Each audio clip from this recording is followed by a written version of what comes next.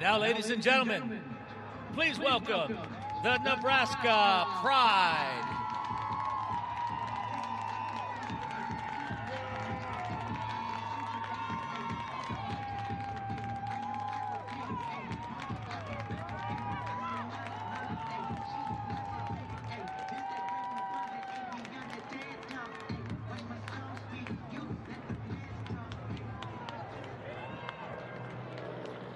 Ladies and gentlemen, at this time, presenting the color guards from the Massillon Post 221 American Legion, Mark Weldon, Jerry Yoakum,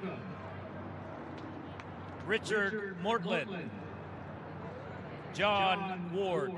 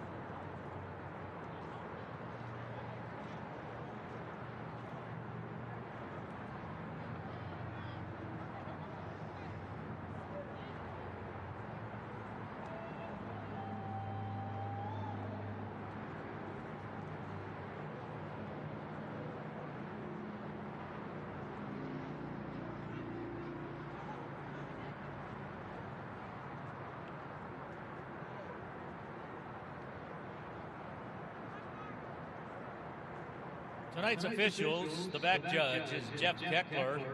The head linesman is Ken Confer. The linesman is Amanda Hardy.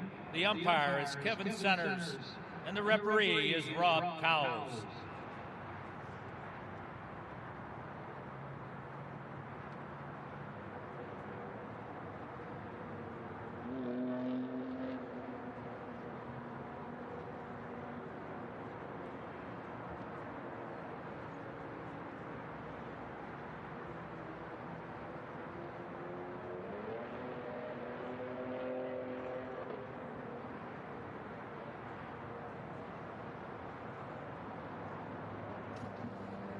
Your captains for West Palm Beach, number 1, DeAndre Grainland, Lysandria Williams, Patrice Colley, Deon Brent Harris, Nicole Wright.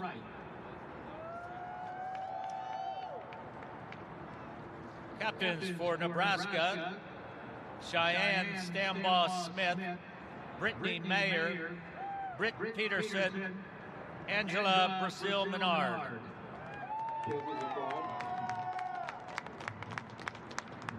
It is heads. Nebraska just won the toss. They like to for the second half.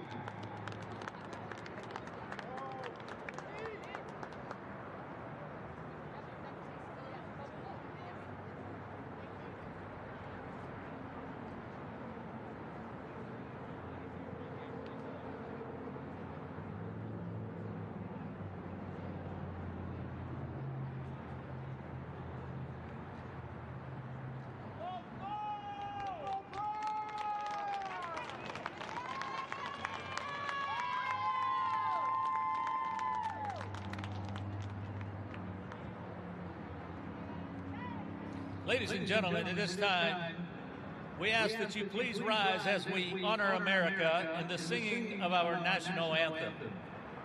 Singing this evening's anthem is Tam Taylor. Our ASL interpreter is Susan Campbell from Canton High School. Ladies and gentlemen, our national anthem.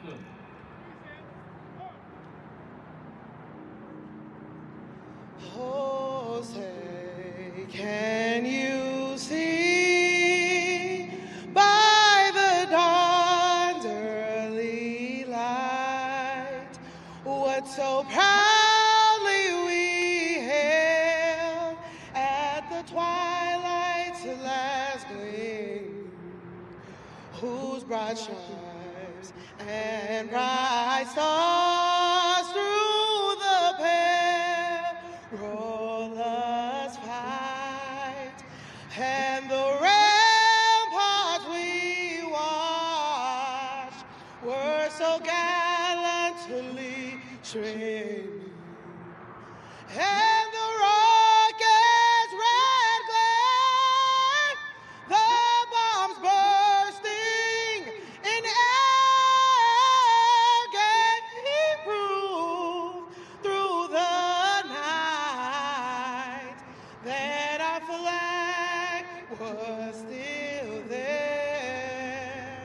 Oh, say does that star-spangled banner yet wave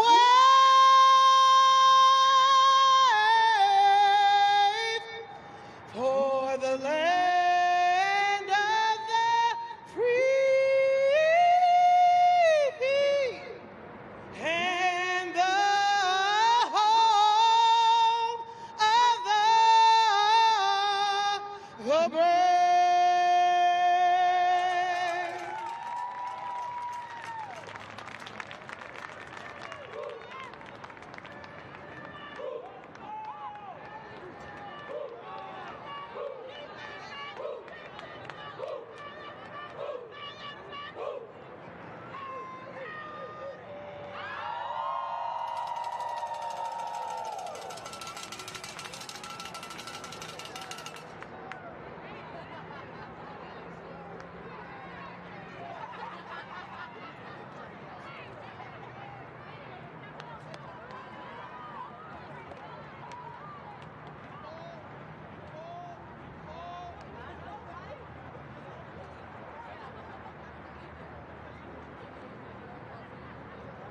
Tonight's WFA National Championship is brought to you by Egg Nation, the official drink of the WFA. For Egg Nation WFA Pro National Championship. Wilson is the official football of the WFA and is brought to you by Visit Canton. Explore America's playing field. Get the playbook for your vacation online at visitcanton.com.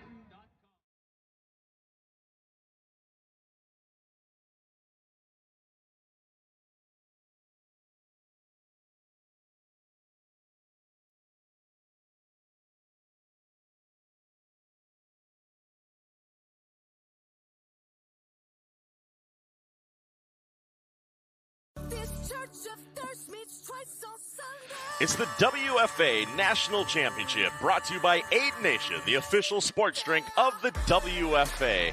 Fans, welcome to beautiful Canton, Ohio for the WFA Division II National Championship. Two great 7-1 teams, West Palm Beach Coyotes and the Nebraska Pride, both looking to win their first national championship. With me is Susie Kuhl and Alex Wested. Alex, we're in for a treat today. Well, you look at this game here, Brian. It's two of the top three offenses in Division II.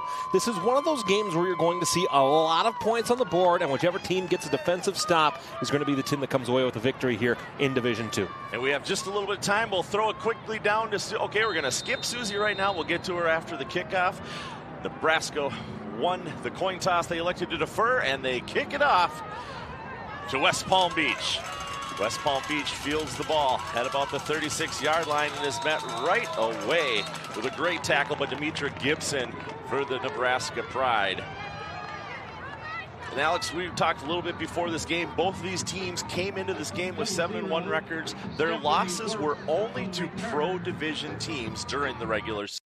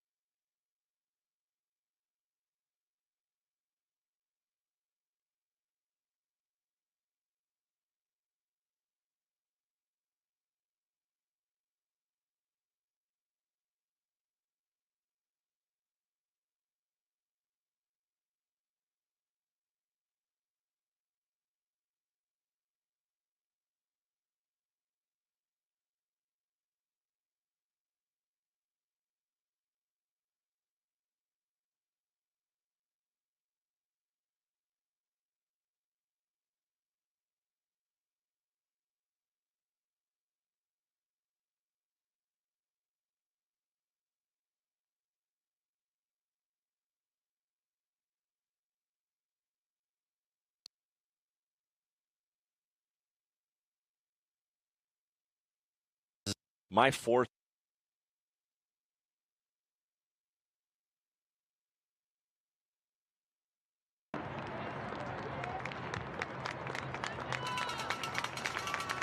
Keeping up on the play, number 33, Deion Brent Harris.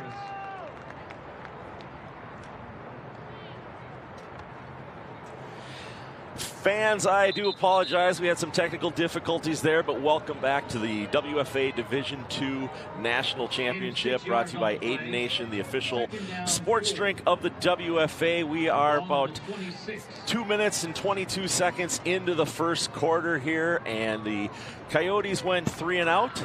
Punted the ball to the Pride, and the Pride gained 6 yards on their first possession, and here they are, 2nd and 4. So once again, Brittany Mayer waits the snap. She pitches it this time to Tiffany Wright. Tiffany Wright finds a hole on the right-hand side, slips a couple tackles. She's finally caught up to by Cassandra Greer of the West Palm Beach Coyotes, and it drags her down, but not before Wright picks up a first down for the Pride.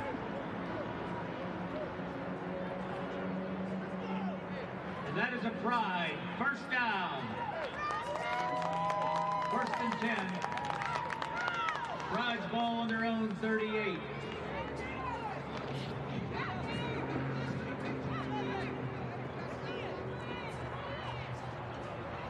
So with 11:56 remaining in the first quarter, we are 1st and 10 from the 38-yard line for the Nebraska Pride.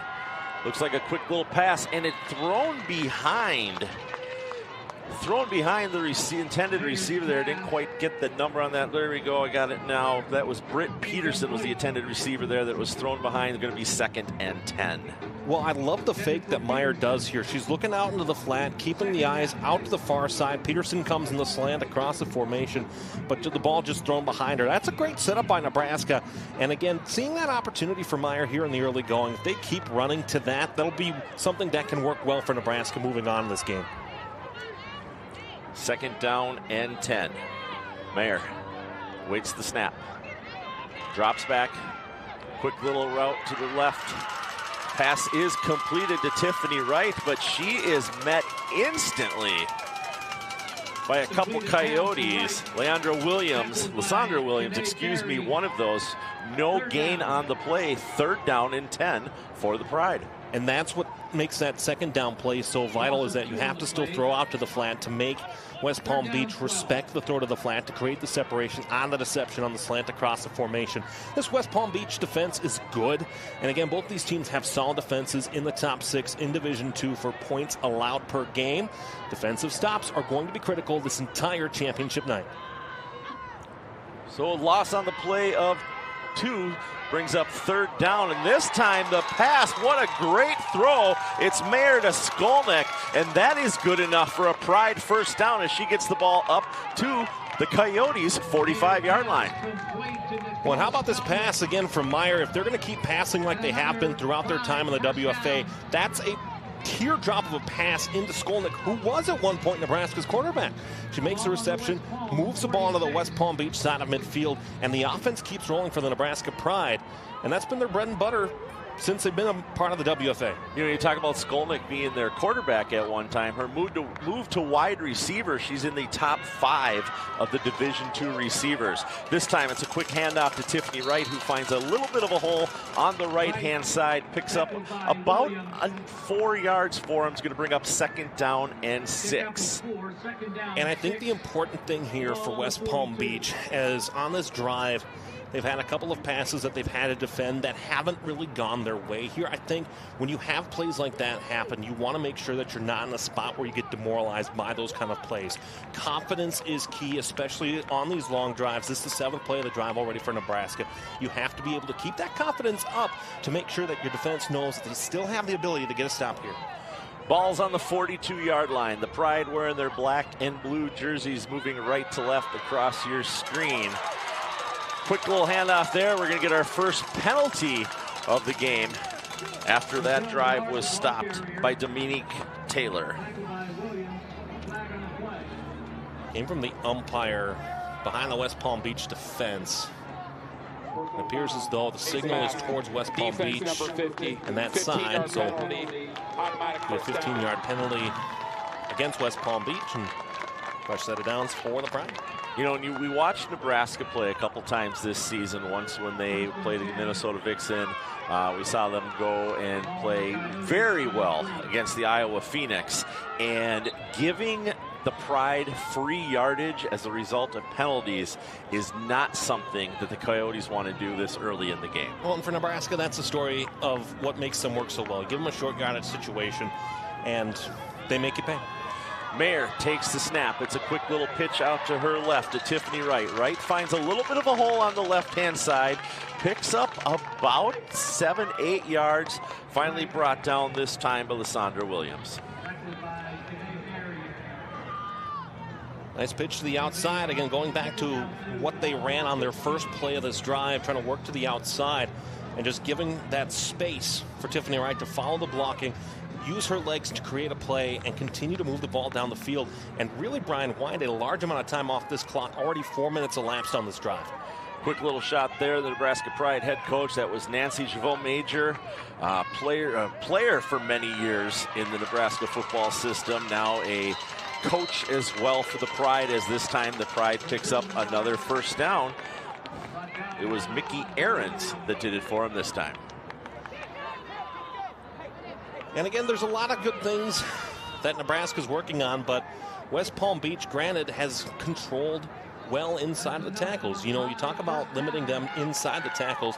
The only true big gain play that's happened for West Palm Beach defensively was because of the penalty play. Otherwise, when Nebraska's been running the ball up the middle in between the tackles, West Palm Beach has been there for the stop. So now they just have to make the adjustment to cover more on the outside. So a fresh set of downs for the Nebraska Pride. It's 1st and 10, ball on the 11-yard line. Still the ability to pick up one more first down if they fail to put it into the end zone on this drive. Mayer takes the snap, hands it off right away to Skolnick. Skolnick is met instantly when she gets to the line of scrimmage. This time she was met by Nicole Wright of the Coyotes, but we once again have a flag on the play.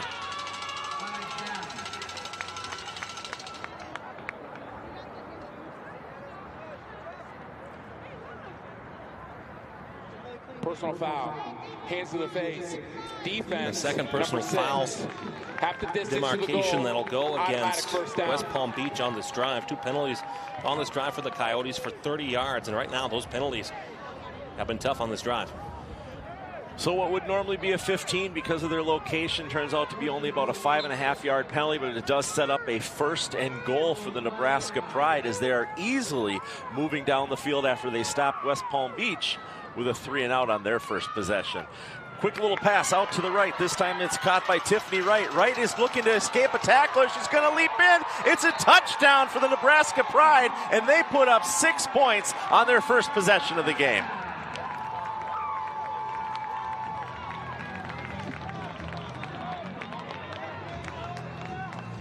I talked about how West Palm Beach needed to do a better job of continuing the outside. I mean, you have 2 players that make contact with the ball carrier on the outside. So West Palm Beach did a good job of adjusting, but give credit where credit's due on a great offensive play as Wright just spins out of 2 tackles and puts the Pride on the scoreboard first. Great play.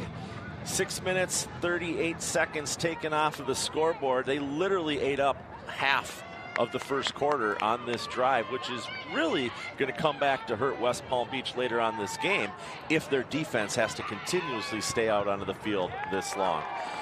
Extra point attempt is up, and it is good. It was 7:22 remaining in the first quarter. The Women's Football Alliance National Championship for the Division II. Another look at that touchdown reception by Tiffany Wright as she escapes a couple tackles there. Demetra Gibson had an option to take her down. Unfortunately for her, it did not come to fruition. And again, the Pride leads 7-0 here in the first quarter. Well, the scoring drive summary for the Nebraska Pride as they had 10 plays, 80 yards, 5:29 off the clock. And that's the big thing here for Nebraska and for West Palm Beach is how do you control the clock? West Palm, again, we know that they run the ball more so than they pass. They have the ability to control the clock. Well, now you're in a deficit, so now you're forced to start thinking about throwing the ball a little bit more, thinking about stretching the play. If you're West Palm Beach, let's calm down. Let's just make sure that you're taking your time truly to maintain your offense. You've had 4 total plays as Nebraska's feeding candy to the offensive linemen. I mean, I've got my gummy bears up here, but I think you're going to have to start feeding me my gummy bears out. I think so. I think that's fair. We're a little far to throw things down here, but, we could if we wanted to. Martha Winterer kicks it off for the Nebraska Pride. This is taken back by Demetra Gibson. Gibson looks for a little bit of a leeway. She gets one block, doesn't get quite the opening that she would like, and she's taken down at the 33-yard line where West Palm Beach will begin their second possession. So for West Palm Beach, this is an opportunity for them to show their experience. They've been here in Canton, Ohio before. They've played on this field before. They've gone through the media day. They've been through everything. It's one possession. And right now, I think West Palm Beach, what they did on that opening drive, Brian, I liked, again, how they ran to the outside. Nebraska didn't have an answer for it until they started throwing the ball and running up the middle. So I want to see West Palm Beach go back and start working to the outside with the ball and carry it there again. So Patrice Cawley, quarterback for West Palm Beach, awaits the first snap of their second possession of the Division II National Championship for the Women's Football Alliance here in beautiful Canton, Ohio. She picks up that ball right away, and the player is thrown to the ground. That was your running back, Carolyn Williams, that was thrown to the ground by the Nebraska Pride. They're pretty happy by that stop there. That stop made by Alicia Noble. There again, that chunk play for West Palm Beach. Again, not necessarily in between the tackles, but just off to the right side of them. And that's exactly what you want to see, where they are able to work the ball on the ground and keep the Nebraska defense on the field. Our big focus, again, has been keeping the defense on the field and forcing somebody to make a defensive stop, create that fatigue by making them work for the majority of this game. One of the better quarterbacks in Division II this year, that's number 16, Patrice Cawley. You just saw her there on your screen as she awaits the snap. This time it's handed off onto the right-hand side of the field. We escaped one hole. That's Carolyn Williams again, the running back. Makes her way up, gets enough for the first down. She had it by an additional 2 yards, so for the first time this game, West Palm Beach will move the chains as it's 1st and 10 for them from their 45-yard line. And it's 2 carries for West Palm Beach that creates that opportunity. This time they go well outside the tackles, and it's a good and soft screen that's set by the outside. Great blocking by West Palm Beach as they're able to move the ball on a nice chunk play. And again, you start seeing how that run game works so well for West Palm Beach, where they continue to have possession and move the ball up the field. Love what I see from West Palm on the ground game. 1st and 10 for the West Palm Beach Coyotes here in Canton, Ohio. Susie Kuhl, Alex Wested, I'm Brian Sweeney. We've got some great action. It's a quick little handoff to Dondrinique Greenland, and she is met instantly in the backfield by the Nebraska Pride. Once again, coming up with the big stop is Alicia Noble. Same kind of play that they were set up with 2 screen fakes on the south side of the formation. But Nebraska's ready for it. They sniff that out and they go right for it. Pressure on both sides to cut the play down, keep them limited within a certain range. A massive loss there on 1st down. But again, West Palm Beach looking to keep the ground game going here, still with 2 more opportunities here. Noble, one of those players this year, the tight end out of the University of Nebraska, Omaha, is always in the action when there's action to be had. And that's the best part about football players, is that some just have that pedigree of having that nose for the football and being a part of it, and she certainly is one of those. 2nd down and 18. And she's met instantly back. She escapes a couple tackles, but she is not going to get away. The Nebraska Pride defense has come to play today. This time, Nicole Gaines is right there. Excuse me, this time it was Cheyenne Strambro-Smith that was right there to take down Patrice Cawley. And Cawley from Port St. Lucie, Florida, again, did a great job of evading the sack, getting back to the line of scrimmage on that 2nd down play. But the pressure from Nebraska, my question, again, we've talked already too many times, you could argue, about how good Nebraska's offense has been. My question was, how is their defense going to be? So far, they've done a really nice job of weathering the storm and bringing pressure on the Coyotes. So it's 3rd down and 18. West Palm Beach takes the snap, drops back, and again, the Nebraska Pride defense is there, preventing Cawley from doing anything on the ground or in the air. It does not matter. Well, Russell, just saw the information about her, the defensive tackle from Omaha, Nebraska. Again, good pressure. Well, it's a nice job by the West Palm Beach line holding up, but just enough separation created on the top side of that formation for Russell to sneak her way on in. And again, you love the strength of Collie to be able to stay upright, trying to stretch that play, trying to make something happen, but a fine defensive play made by Nebraska, forcing a West Palm Beach punt. So it's 4th down and 22. West Palm Beach not starting the Division II championship game the way they wanted to, and this time they're not going to get a good punt off as well, although it does take a good bounce. Bounces right up into the Nebraska arms. That's Tiffany Wright on the return for Nebraska. So let's at this time throw it down to the 3rd member of our crew, Susie Cool. Susie? Thanks so much, Brian. Now, Brian and Alex, you guys started laughing because you saw the Nebraska Pride offensive lineman get a bunch of gummies. So I had to go and sneak over, because gummies are my favorite candy, see if I could snack some, but also get the scoop on why they're being handed candy in the middle of the game. Now, one of the coaches said, we just like to reward the offensive linemen. They do a lot of hard work. They don't get rewarded much. So we like to give them some gummies during the game. Now, if the team makes it to the 30 while they're on offense, then they'll give some to the wide receivers in the backs as well. But they still didn't share any, so I'm kind of bitter, but I do think it's a cool story that they get to eat some candy while they're playing some football. Well, if you make it up here during halftime, Susie, I have a bag of gummy bears here. More than welcome to help yourself to one. All right, Nebraska Pride. Brittany Mayer waits the snap. Nebraska's 2nd possession of the game, 2:53 remaining here in the 1st quarter. It's a quick little pass, and it's just a little bit too high this time for Skolnick. Empty backfield set here for Nebraska. Again, you're going for the quick hitter on the near side. West Palm Beach drops back in a soft zone where they're covered well. This throw high, but, still a good opportunity there for Nebraska to make something happen there. West Palm Beach, their defense was ready and looking for a stop here on this drive. So it's 2nd down and 10 for the Nebraska Pride. Ball just past midfield on the West Palm Beach's 47-yard line. Mayer waits for the snap. She has one running back to her left, 3 receivers to her left as well. She instantly hands it on to Martha Winterer. Winterer is met at the line of scrimmage for no gain, and this time she is stopped by Shakari Merritt.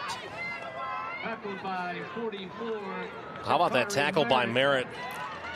St. Thomas University down there in Florida. And a rush up the middle on the right side of the tackle. She just got in there. And you talk about West Palm Beach, champions of Division III a year ago, a championship pedigree in other leagues. This is exactly what you look for in that championship-style defense. So it's 3rd down and 10. Ball is snapped. Pass. A wide-open Skolnick takes the catch, and she has another 1st down. It's a gain of about 13, maybe 14 on the play as the sticks get moved. And just like that, they go from 3 and long to 1st and 10. Looking at this play, I love a good slant route, and that's a perfect ball and a great job, great focus there by Skolnick to hold on to it, having lost the possession briefly, pulling it back in. But I love a slant route because when it's run well, it's a timing play.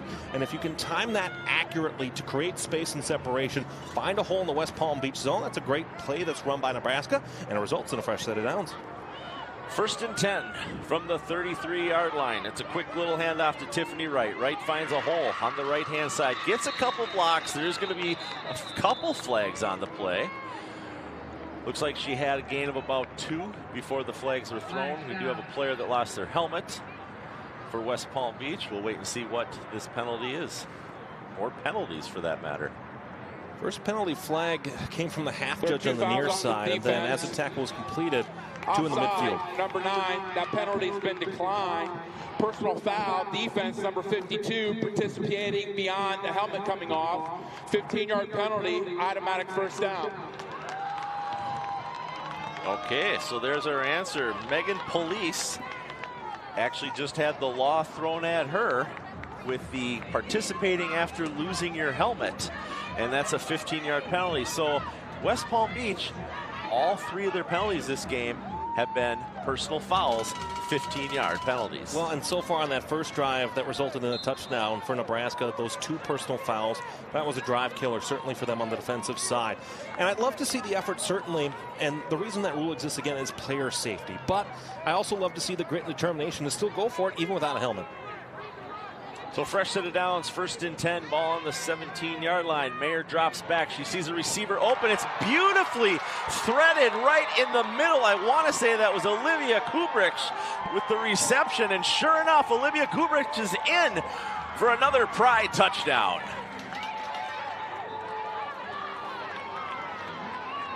Timeout on the field for an injured How defensive about player. this is a gutsy throw by Meyer into quadruple coverage, 3-step drop, looking left, throws it back over the middle, and 4 Coyote defenders, and a big shoulder thrown on the opposite side by Kubrick.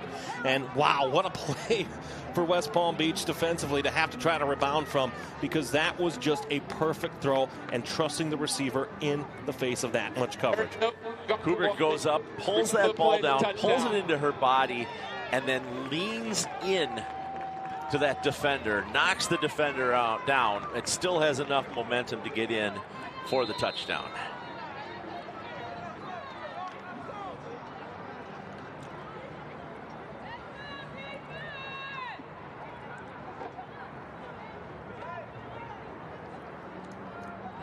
So Winterer on to attempt the extra point for Nebraska.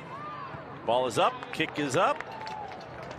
This time's no good as it's off the left upright. So with 57 seconds remaining in the first quarter, the Women's Football Alliance Division II National Championship, the West Palm Beach Coyotes find themselves in a hole partially caused by personal fouls. But it's Nebraska up 13-0. Well, and Brian, you don't want to be critical here, but you look at these 2 drives that Nebraska's had that have been extended and have been made successful because of the penalties. You know, 3 personal foul calls against you is frustrating, certainly for West Palm Beach. But again, at this stage in the game, a 2-possession game isn't going to be the end-all be-all. Certainly Nebraska has had good possessions, but they've been helped by West Palm Beach making mistakes with the penalty flags on defense. They need a good, long, methodical drive here on offense, because even though it's something as simple as a place kicker missing an extra point, that little swing of momentum might be enough to carry into your offense here. So we will wait to find out as Winterer is set to kick it off once again. For the Nebraska Pride, Greenland, near side of the field, waiting the kick. It's going to go to the high side of the field. This time it's grabbed, picked up by Williams. Williams finds 1 block, gets actually a little bit better of a run than I would have expected off that return. Gets past midfield. And West Palm Beach needs to do something on this possession with only 51 seconds remaining here in the first quarter. Well, and talking about starting a drive at the midfield stripe here, where you're playing with this short field. We talked about in our introduction how you give a team like the offensive capability of West Palm Beach and you give them half the field to work with. This is a drive that should result in points of some kind for the Coyotes, and we'll see what they do here on this drive. So Colley's back.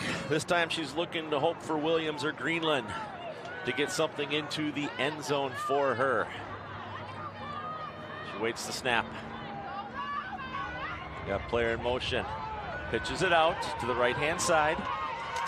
Turns a little bit of a corner. She's got a good little run there, and she's able to pick up, which is only the second first down of the day for the Coyotes. That's Carolyn Williams that picks up that first down on a beautiful 20-yard run. And it's a run to the outside. Pitch goes to the right side. You got 2 blockers that lead the way. First pick up 1, create space and separation. And that's exactly what West Palm Beach needed, where they provided the ball carrier in Williams time and space to get to the outside, follow the blocking up the field, and continue to work to the outside, where that ground game has worked beautifully for West Palm Beach. 1st and 10 for the Coyotes. The ball is on the Pride's 29-yard line. Haven't really had to talk much about the Pride's defense yet today because they've been phenomenal. Quick little handoff here to Greenland. Greenland finds a hole on the left-hand side. She's only got 1 player to beat. We're going to have to wait and see. Did she step out? They are going to say that she stepped out at about the 1.5-yard line, but what a great run for Dondronique Greenland of the Coyotes. Well, as that's the last play of the first quarter here, Brian, again, a little deception there. She follows a blocking to the left side, and then it's a one-on-one matchup, and it's Britt Peterson, who came over from the Iowa Phoenix, with the course out. Close spot on it, but it does indeed give a fresh set of downs for West Palm Beach. So at the end of the first quarter, the Nebraska Pride 13, the West Palm Beach Coyotes with 0. You're watching the Women's Football Alliance Division II National Championship.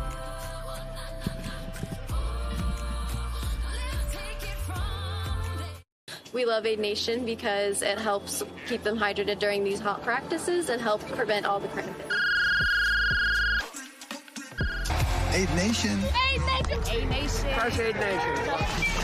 Aid Nation. Aid Nation. Aid Nation. Stay hydrated. Aid Nation. Aid Nation is the best hydration for after a workout. Replenish, recover, re-energize. Aid Nation.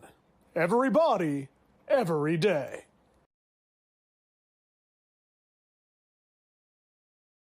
In the world of sports, safety is paramount. At AK Athletics, we provide top-of-the-line safety padding for every athletic environment. From football fields to gymnasiums, our padding ensures every athlete can play without fear of injury. Trusted by coaches and loved by parents, we're committed to protecting what matters most.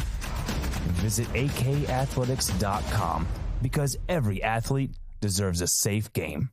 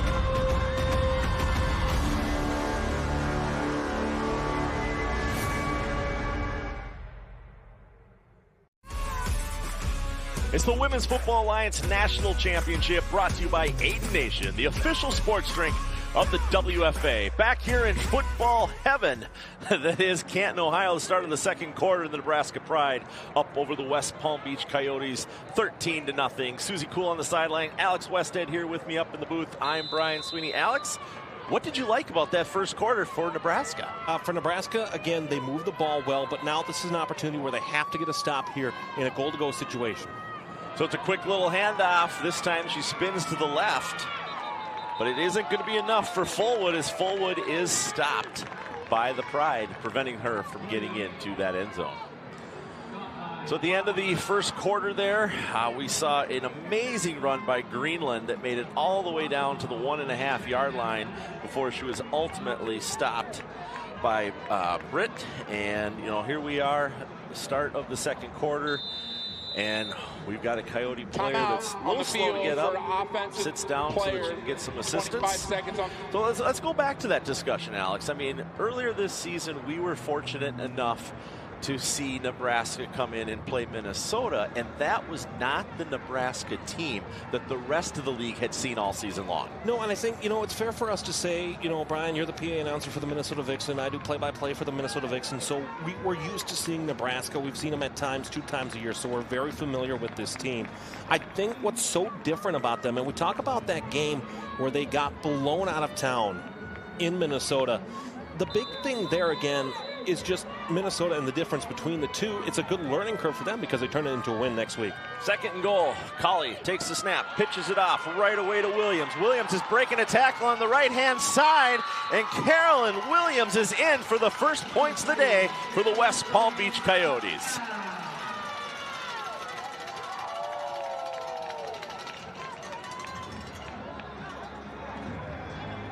Well, and I'm not a betting man personally, but if I were to take a bet and say who would be the first touchdown scorer for West Palm Beach, I think Williams would be my choice. Similar to that first touchdown for Nebraska, again, you're going to the right side of the formation, and Nebraska has it somewhat contained, but Williams just uses that speed, steps over the last Nebraska defender in Noble to make the play, and now we'll see West Palm Beach go for 2 here. Going for 2 here is definitely going to put him in a good position. It gives them the opportunity to pull ahead if they're able to stop Nebraska and come back down the field. So Williams lines up. Looks like they are not going to get that as she's stopped almost instantly. That was Greenland, the ball carrier, met by a plethora of the Pride, including Angela Brazil Menard. A good stop for Nebraska on the 2-point conversion attempt. But again, we talked about in the first quarter, Brian, where if you give this West Palm Beach team a short field, and for a drive that went 4 plays, 1:34 and 50 yards, if you give West Palm Beach the start of a drive at midfield, at that Pro Football Hall of Fame logo, it's going to be a tough go for your defense, even as well as Nebraska's defense had done on the previous 2 drives. You can't give good teams short fields because they will make you pay. And what a busy few weeks it is here at the Tom Benson Hall of Fame Stadium. Last week it was the Flag Football Championships. We're here this weekend. Just 6 days from now is the NFL Hall of Fame game. The Bears and the Texans will face off. It's an exciting couple weeks of football here in lovely Canton, Ohio. We'll talk about in that game too, Houston and Chicago. Great quarterback matchup, of course. C.J. Stroud for the Houston Texans and Caleb Williams making his Chicago Bears debut right here in Canton, Ohio. And a great week of programming too for ESPN, all here from Canton, Ohio. Right, and we have the All-American game for the WFA Championship weekend tomorrow at 12:30 Eastern, and tomorrow night at 5 p.m. on ESPN2. Alex, myself, Donna Wilkinson, Matt Fargo, Lois Cook. I think we have the whole group together for a big party for that Pro Division National Championship. West Palm Beach with a crazy kick. I don't know if that went off the side of her foot or if it was intentional, but luckily Brazil Menard was right there ready to cover that up because that kick literally only went about 12 yards. Well, the body language on the kicker, Doyle, would tell you certainly that as she spun around right away, frustration with herself there, maybe not what she was trying to do. If it's a decision for West Palm Beach of going for the onside kick there to keep the momentum on their side, I like the decision. It's a gutsy decision. But now, again, the converse of that is you had a drive for West Palm Beach that started on the 50-yard line. Now Nebraska gets another opportunity on a short field to move 50 yards for another touchdown. West Palm Beach, their first short yardage possession of the game resulted in points. Nebraska looking to match, even though they put up the first 13 points of this game. Mayer waits the snap. Player in motion. She moves to her right. She does a quick little beautiful pitch. And that pitch right there is to Wright. Wright finds a hole, and there is going to be a flag on the play, but Wright was ultimately taken down by Rashika Joyner of the Coyotes.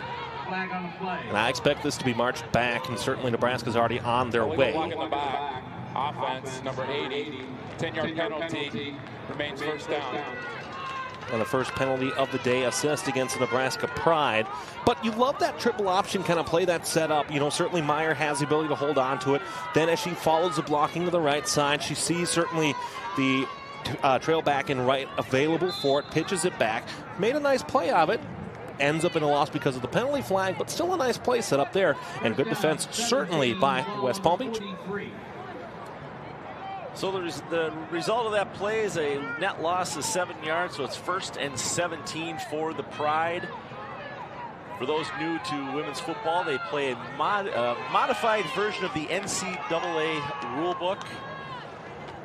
Quick little pass out there to the right-hand side to Kubrick. Kubrick finds a hole on the right, gets well past where she needed to be to make up the loss for the penalty, and an additional 5 yards as well. So a good gain of 12 yards for Kubrick. It's going to bring up 2nd down and 5. Well, a great flick by Meyer right out in front to the right side of the formation, looking for the screen, and a great screen that's set up by Nebraska on the near side of the formation. Kubrick hasn't had that great touchdown, of course. That was Nebraska's most recent, but I love that play design. Again, it's quick, it's creative, and it keeps a defense guessing, and certainly looking to try again here on 2nd and 5.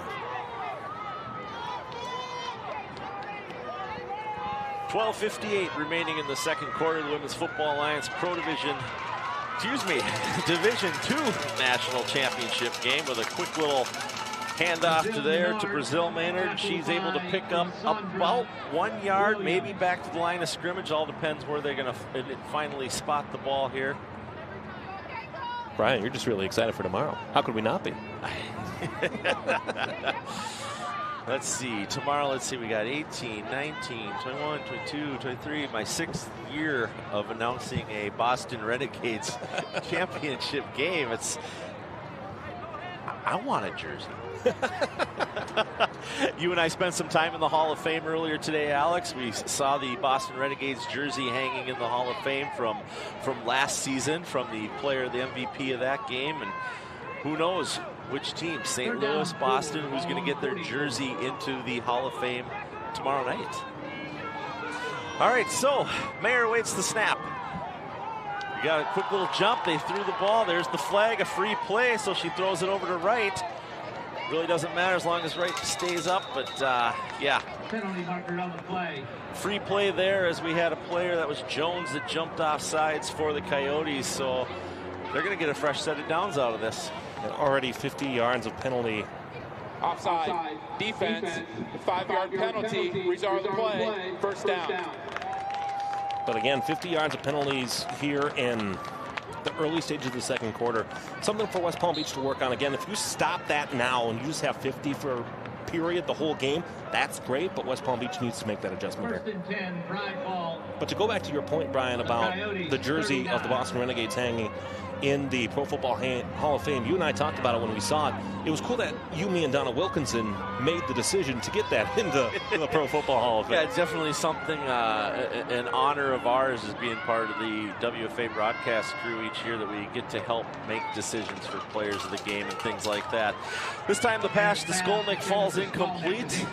So it's going to bring up 2nd down and 10, ball on the 39-yard line. There we see the Boston Renegades, the reigning national championship banner there hanging on the far side of the field, flanked by the Capital City Pioneers and the Pittsburgh Passion, 2 other great teams. I mean, every team in the WFA is great. You look across the field and they've all got their banners there. So no matter where you're watching in the country right now, you find that banner, there's probably a team within easy driving distance from your house. So 2nd down, 10 yards to go. Mayer takes the snap. Little pitch out to the left-hand side. This time it's caught by Wright. Wright escapes a couple tackles. She's going to pick up probably about 4 yards there before she was taken down by Williams. Well, keep an eye on the far side of that formation, Brian. A little bit of a battle here on the screen. Again, as you see, it goes out to right there, and that blocking that's provided by Nebraska's Aaron Marty on the far side of the formation against Latrebra Stubbs, a defensive back from Lake Worth, Florida. You see Stubbs putting the hands up like, I'm being held. No penalty marker goes her way. We'll see if that's something to watch as the rest of this game unfolds. And I do apologize. That was Gaines on the tackle. The 5s and the 6s from this distance, they can get a little lead a little bit together there. So I do apologize, but I wanted to make sure that Gaines was able to get her recognition that she deserves. So this time it's a quick little pitch to the right. She picks up no yardage, gets back to the line of scrimmage. And that tackles by Greenland. So it's going to bring up something that Nebraska hasn't seen yet this game, a 4th down. Well, and it appears as though the kicking game is coming in as Martha Winterer appears to do it.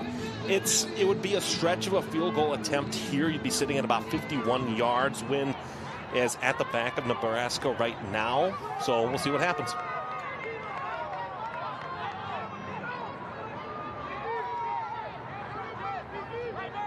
They are going for it on 4th down. Quick little beautiful pass across the middle of the field, and that is caught by Aaron Marty, a receiver whose name we haven't had to say yet today, but what a time to get onto the field to make such a great play to pick up a fresh set of downs for the Nebraska Pride. That's timing. That's a timing play of the slant, where if you execute it well, you have time and separation to get a big chunk of yardage, and Nebraska did that there, where again, just a quick hitter in and a well-executed play by the Nebraska Pride there.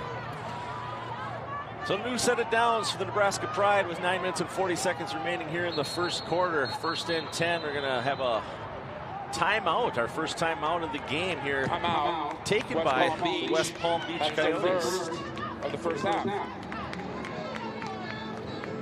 So Alex, we talked a little bit. We talked a little bit about when we were in the Hall of Fame earlier today, and we got to see things. One thing that I learned today, and you learned today as well, that neither of us had ever known before, is the actual Vince Lombardi trophy that's going to be handed out at the Super Bowl next February is now on display here at the Pro Football Hall of Fame. Yeah, it's one of the things you don't expect to see. You know, the real McCoy right in front of you, truly. And that Lombardi trophy will be taken down in New Orleans for the Super Bowl in February, where this is truly when we went through that tour today, Brian, they talked about not just recognizing the past of the game of professional football, not the NFL, but the professional football game. And to have that future shown in front by the physical trophy that will be distributed and names written in legend in February in New Orleans, there's something cool about that. And even, too, seeing the growth of this game on the women's side with how well flag football has continued to grow with the flag championships here last weekend, women's football is on the rise.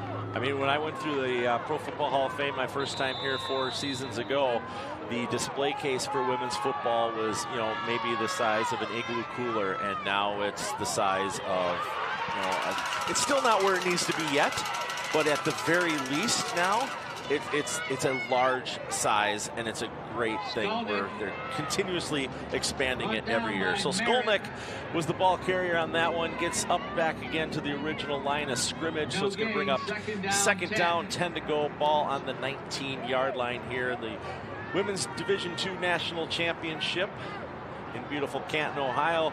Susie Cool down on the sidelines, keeping cool. Looks like she's sitting in a shadow there. And Alex Westhead and myself upstairs here in the booth. Hopefully you're enjoying wherever you're watching from, whether it's on For the Fans, YouTube, Roku, whatever it happens to be. So this time, pass was intended for Aaron Marty. Falls incomplete. Great coverage. Great coverage that time by Keandra Greer and Keena Berry of the West Palm Beach Coyotes. So again, slant play that was drawn up, less of a slant, more than just a straight in route to try to create separation across the middle, and a ball just a little bit behind. But again, Meyer is so confident when throwing that football, where if you give a receiver time and space, you will find a way to put that ball in that window, because that's the kind of quarterback that she is. But this West Palm Beach defense is the toughest she's seen. So third down and 10 for the Nebraska Pride. Mari drops back. Pass falls incomplete. Intended for Noble. Pass intended for Noble, incomplete. Going to bring up fourth down and 10. Now they're in a position where they could really think of whether or not they want Winterer to go out there and attempt a field goal. Well, Nebraska this regular season attempted one field goal. Mika Richards was the one who attempted it, did not hit on it. So we talk about field goals not really being part of the WFA and being a part of offensive game plan. You could consider it here, but it looks as though Nebraska will leave the offense on the field. So Brittany Mayer, quarterback, drops back, looks to her left. It's going to lead the receiver. It's going to fall incomplete, headed for Skolnick. And the West Palm Beach Coyotes will take over on downs with 8 minutes and 40 seconds remaining and trailing 6-13 to the Nebraska Pride. But that's the play design you want for Nebraska. Just that little hook around the outside part of the defense, looking for the ball for Skolnick on the far side. Overthrown again because of the pressure that was created by West Palm Beach, as they have really started to turning that battle on the offensive defensive line for West Palm Beach. And now, again, you talk about this game of momentum. You turn from a missed extra point to a touchdown, now to a turnover on downs. And how can West Palm Beach keep that momentum going in their favor to try to tie this game up? They definitely did what they needed to on that defensive stop there, prevented Nebraska from getting into the end zone. 8 minutes and 40 seconds remaining here in the first half, a one-possession game. This is the kind of game that makes a fan tune in. On that, you want competitive, high-quality games. So Colley instantly launches one up the middle of the field and hits the ground. Too short for Lamerta Stubbs to get in there. Batra, excuse me. Stubbs could not get there in time for that pass. She called for it, didn't quite get there. Well, and she certainly was open too. Nebraska catches a break there. You love that simple go route. Great three-step drop by the quarterback. And Collie had time and space. Just let her a little bit long. And I think, too, with West Palm Beach moving from right to left here, looking into the sun, it might not be a huge factor, but it's still something to look at here in quarter number 2. Yeah, it was 80 degrees at kickoff here for us this afternoon in Canton, Ohio. And as you stated, West Palm Beach now moving right to left across your field. Speaking of right to left, that ball was handed off to Carolyn Williams, and she finds a hole on the right-hand side and picks up a quick 9 yards before she was dragged out of bounds. Looks like that was Russell that helped pull her out of bounds there for the Pride. Well, and you can look at the amount of black jerseys that are having a contact with Williams, and that's what great runners do. They evade that first contact, and you see Nebraska staying up high rather than trying to go down low, wrap up, force a tackle to happen there. And again, give credit where credit's due. Williams has really started to find her footing here, and if that's what's happening for West Palm Beach, Nebraska's got to make that adjustment, especially protecting the outside, maybe dropping somebody down in coverage, because you don't necessarily need to defend against West Palm Beach's passing game, because so far they've passed twice, they've both been incomplete. Yeah, and I mean, the biggest thing that Nebraska's had going for them this game is the personal fouls against the West Palm Beach Coyotes. We talked about it already.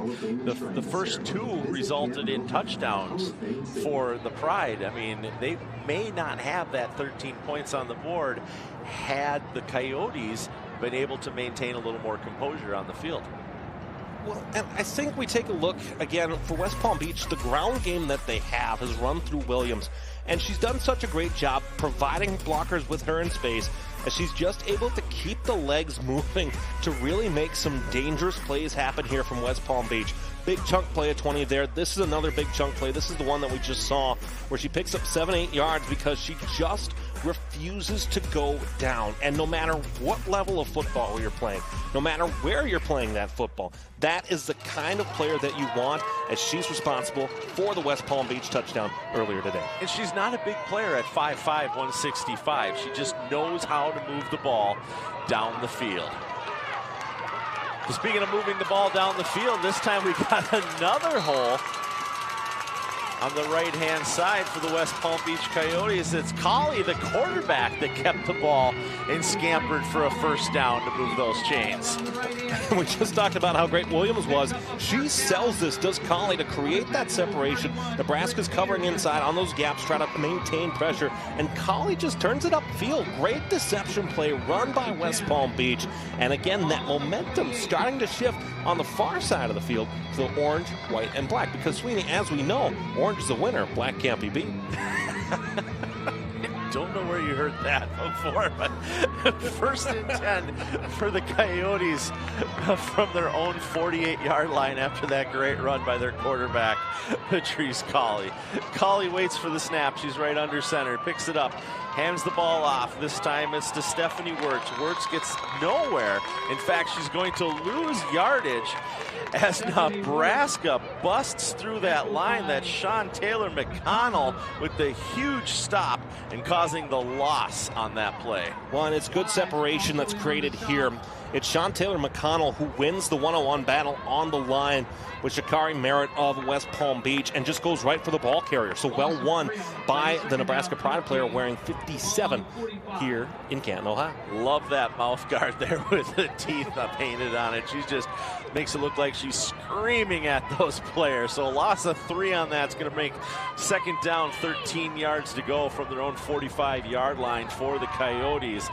As Collie awaits the snap, she's got 2 receivers to her left. She's going to throw it incomplete.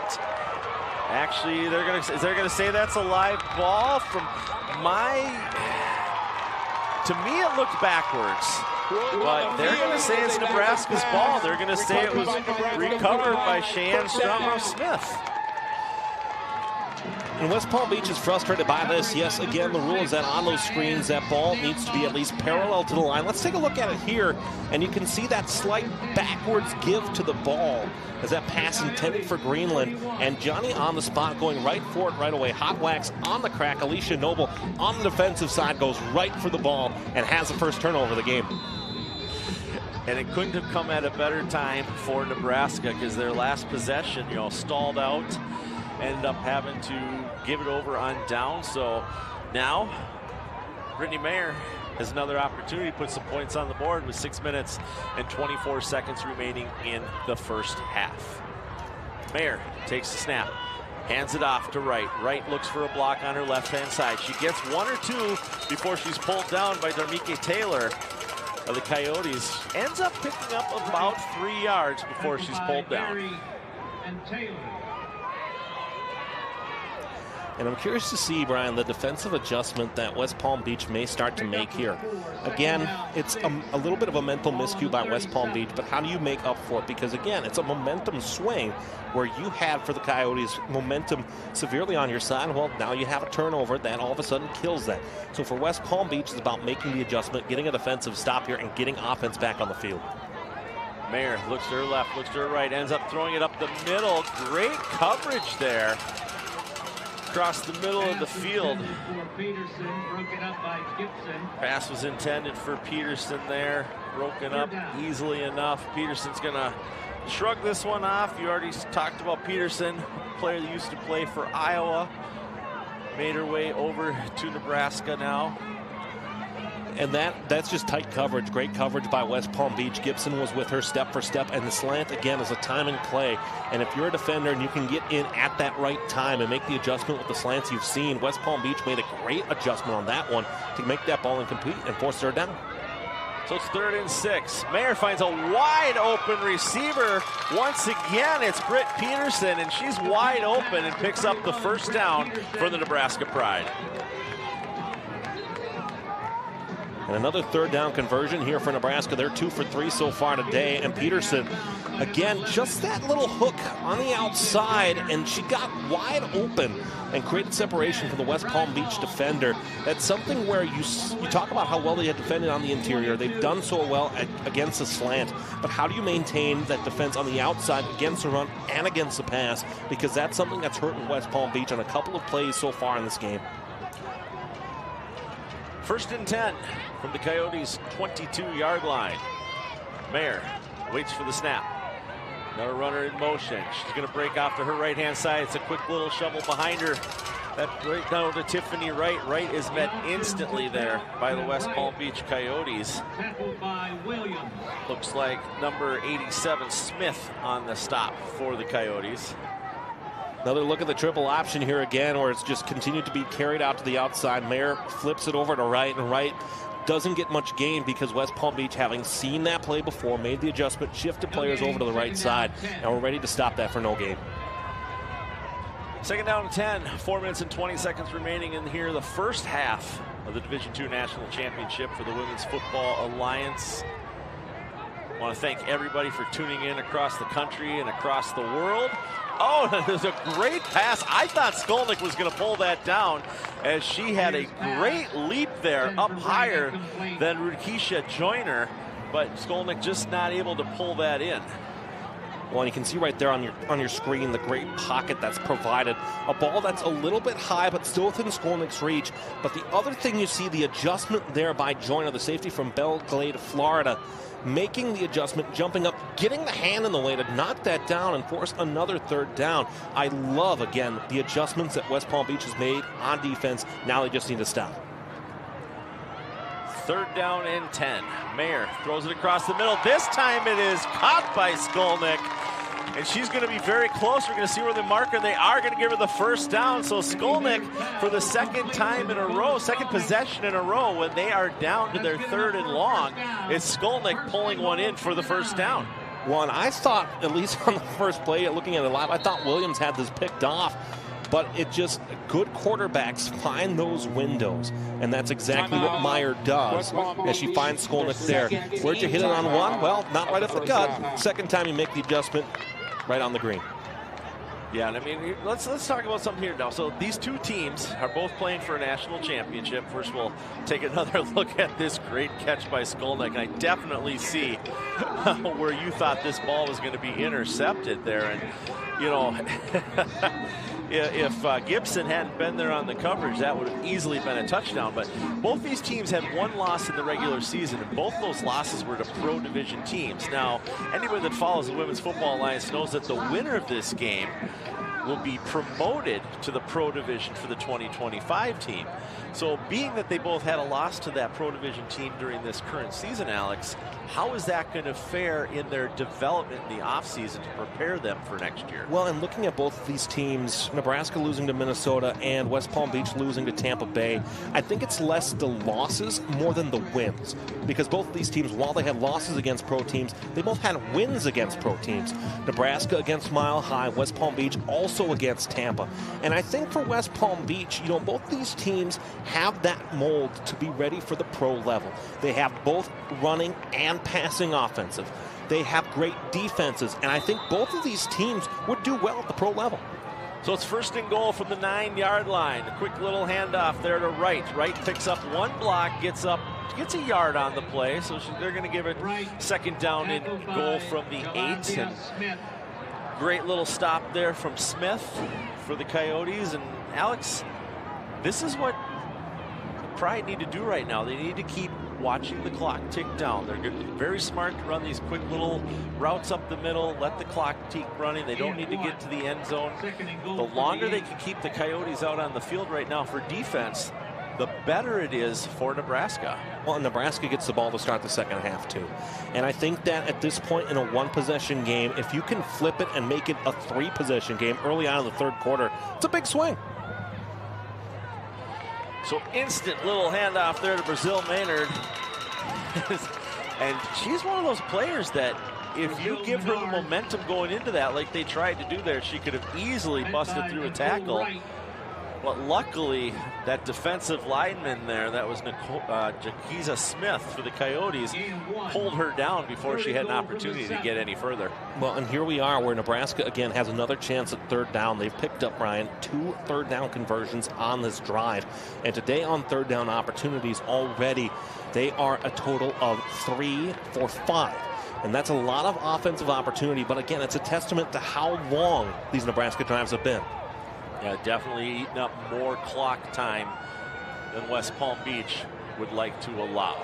Mayer throws one over to her right-hand side. It's caught instantly. She's trying to break the tackle. She is going to get pulled down, but not before she gets closer to the end line. That's Alicia Noble. So she's down to the 2-yard line. It's going to bring up 4th and very short for the Pride. Well, if you ask the question, where do we play today? Well, the answer here, right on the gridiron, right in this gritty effort between these two. This is a no-question go for it here, and I think that the result of this play is going to be a deciding factor in this game, where who gets a defensive stop. And now, West Palm Beach needs one in arguably the biggest moment of the first 30 minutes.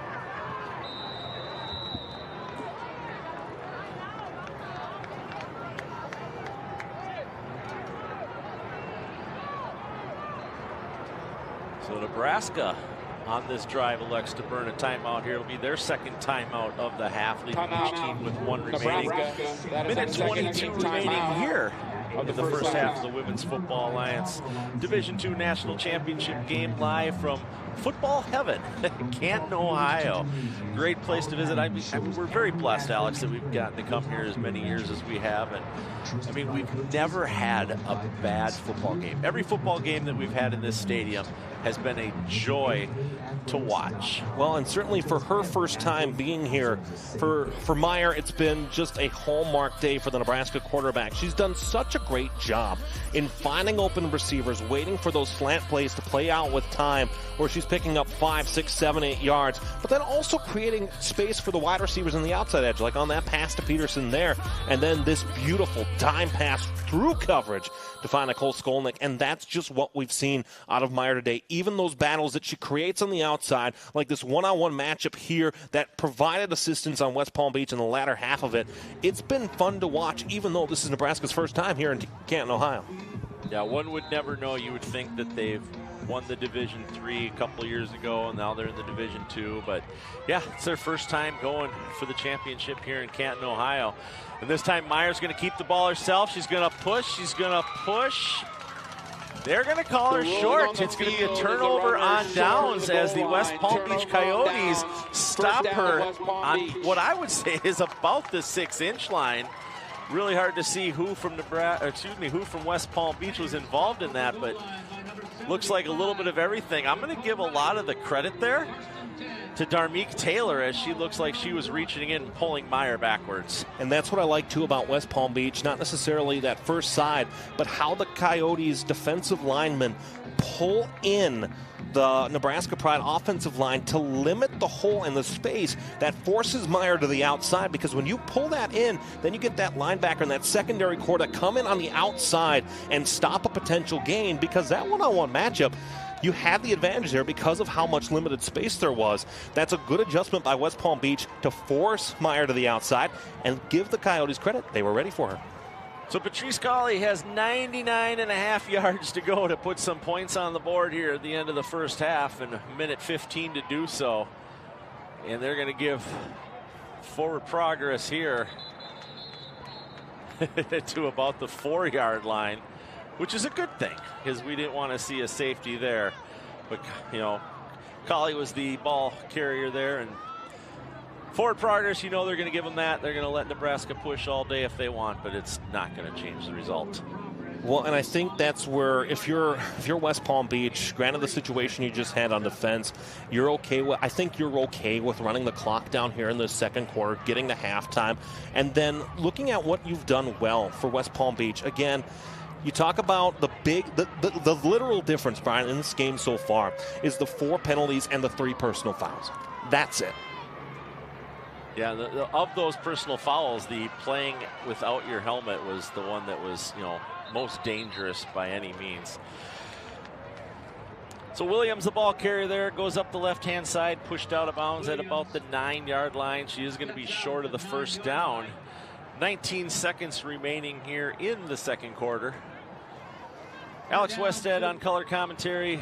Susie Kuhl down on the sidelines. We'll check in with her again a little bit later. I'm Brian Sweeney. Want to thank everybody for tuning in and watching the Women's Football Alliance Division II National Championship here in Canton, Ohio. 4th year that these championship weekend has taken place in the end of July in Canton, Ohio. Prior to that, they played games in Boulder, Colorado, Atlanta, Georgia, Pittsburgh for a number of years. Colley waits the snap, drops back, looks to her left, throws the ball. She's got a wide open receiver, but no, instead it is intercepted, and it's ran in for the pick 6 by Britt Peterson of the Nebraska Pride. The worst thing that could have happened for West Palm Beach at this point, but Nebraska can smell the good things that are coming their way in those gummy worms. Britt Peterson was an all-star for the Iowa Phoenix a couple of years ago. And Collier throws it here, and Peterson just jumps the route. You know, it's a good ball by Colley, but Peterson makes the great play here where she's sitting at high safety, and then boom, just comes right in and makes that play. Hey, Mr. DJ, to the house. She plays a little tune of her own. And how about a momentum swing there? And all of that, I think, Brian, created by West Palm Beach getting forced out of bounds rather than having to take the time out, because then if you're West Palm Beach, you think, well, maybe we can try to stretch it. Maybe something crazy can happen. And the throw there, disastrous for West Palm Beach.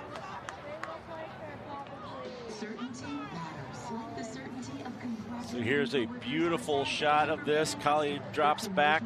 She's got Williams open, but Williams just has Peterson run right in front of her. And I think what's impressive, Brian, about that whole play is that if you go back to that all 22 look on that shot, where you look back to see before the snap of that play happens, Peterson is nowhere on the screen. And so because of how far back she's sitting, she creates that deception with how well Nebraska's forcing up the field to showing pressure, showing blitz at the line, and then she just comes down and makes a highlight reel play. I'm gonna quote Matt Fargo here from the Division III game. They're using their timeouts because you can't take them with you. So after Nebraska uses their timeout to make sure they had the right personnel on the field for the point after attempt, Palm Beach says, all right, let's see if we can ice the kicker or ice the 2-point, depending upon which way we're going to go here this afternoon. Well, Nebraska appears to be lined up to go for the 2-point conversion here. They did miss one earlier. And I think, you talk about, we don't see a lot of field goals here in the WFA. We sometimes see place kickers struggle on the point after tries as well.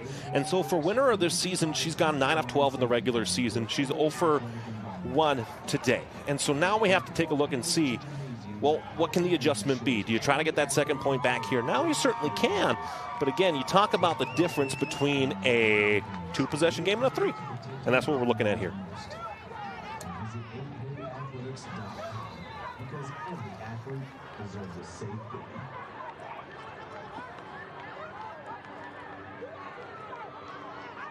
So Nebraska all set to go for the 2-point conversion. Beautiful pass up into the air, in and out of the hands of Noble, not able to pull that in. 2-point attempt is no good. 12 seconds left in the first half. Nebraska 19, West Palm Beach 6. I don't think this is where we were expecting things to go in the last minute here, Brian. I mean, truly, that the full swing of the defensive stop for West Palm Beach to the interception return for a touchdown by Nebraska and Britt Peterson. The momentum swings of football, that's the kind of momentum swing that you're not used to seeing. And so again, Nebraska, how do you keep from being super emotional and super fired up while still being level-headed? And how can West Palm Beach continue to maintain that, yes, this is still a 2-possession game with a full half of football left, and you started to have momentum on your side. You can't let emotions get the best of you. And so we'll see what happens coming out of the halftime break. So 19-6, Nebraska Pride currently ahead of the West Palm Beach Coyotes. 12 seconds remaining here in the second quarter. Nebraska, as you already said, Alex, will receive the second half kickoff when they already have a 13-point lead here. Winterer kicks the ball off. This time it's going to have a little chance to be returned. It's going to look to escape a tackle, and our clock, well, looks like they're going to give us 5 seconds. 5 seconds will give Patrice Colley time to hopefully throw one deep to the end zone, see what can happen. But do you take that chance after your last pass was returned? I think it's a different conversation with the ball right at midfield compared to, when the ball was at the 9-yard line. And so when I look at this play and I look at this design for West Palm Beach, I think you can be a little more aggressive, knowing that a defensive penalty even gives you a second shot at it from shorter yardage. And I think that when you look at what this play is going to be, on one hand, yes, they could be conservative. They could certainly say, you know what, let's get it to the half. Let's be safe, let's be cautious. Or again, how can you look at it and say, well, let's try to be aggressive and remind people about West Palm Beach Coyote offense, because it is a strong offense that just needs to be able to get its momentum and its confidence back. So Colley quickly gets it off to Williams. Williams finds a hole on the right-hand side, and that's going to be the end of the second quarter. So it's the end of the first half of the Women's Football Alliance Division II National Championship game. The Nebraska Pride up over the West Palm Beach Coyotes 19-6. We'll be back after this with some halftime highlights. Whoa. Yeah. Yeah. Fathead. That is awesome. Fathead? Yeah. Fathead. Yeah. Wow. Fathead. Fathead. Yeah. Wow. Fathead. Yeah. What's a fathead? Aw, yeah. Fathead is so yeah. What's a fathead? Yeah. Wow. That is so yeah. What's a fathead? Yeah. Wow. That is so yeah. Love it. Yeah. Wow.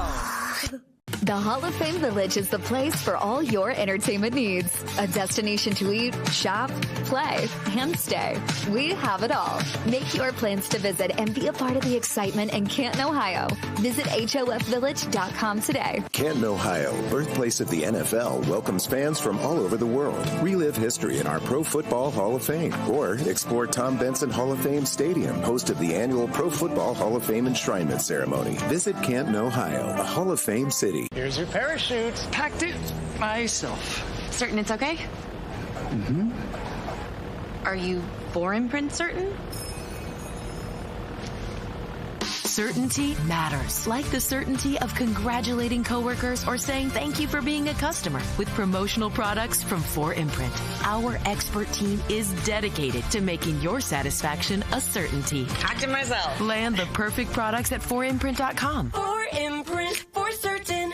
We love Aid Nation because it helps keep them hydrated during these hot practices and help prevent all the cramping. Aid Nation. Aid Nation. Aid Nation. Crush Aid Nation. Aid Nation. Aid Nation. Aid Nation. Stay hydrated. Aid Nation. Aid Nation is the best hydration for after a workout. Replenish, recover, re-energize. Aid Nation. Everybody, every day.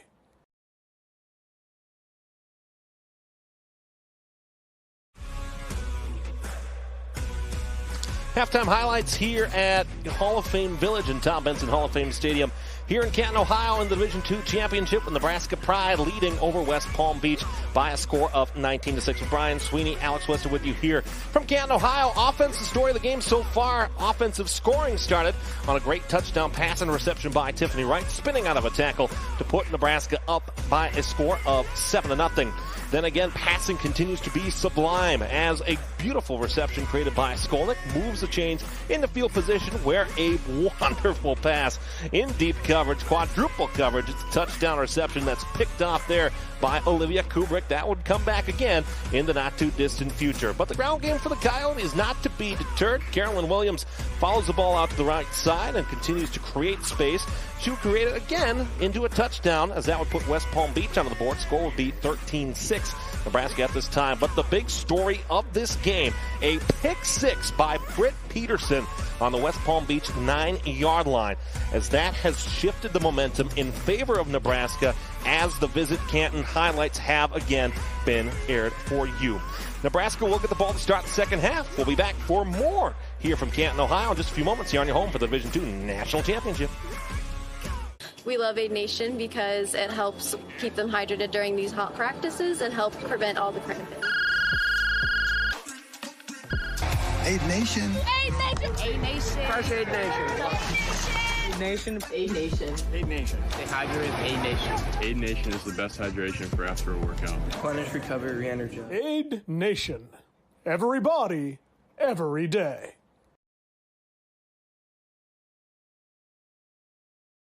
In the world of sports, safety is paramount. At AK Athletics, we provide top-of-the-line safety padding for every athletic environment. From football fields to gymnasiums, our padding ensures every athlete can play without fear of injury. Trusted by coaches and loved by parents, we're committed to protecting what matters most. Visit akathletics.com, because every athlete deserves a safe game.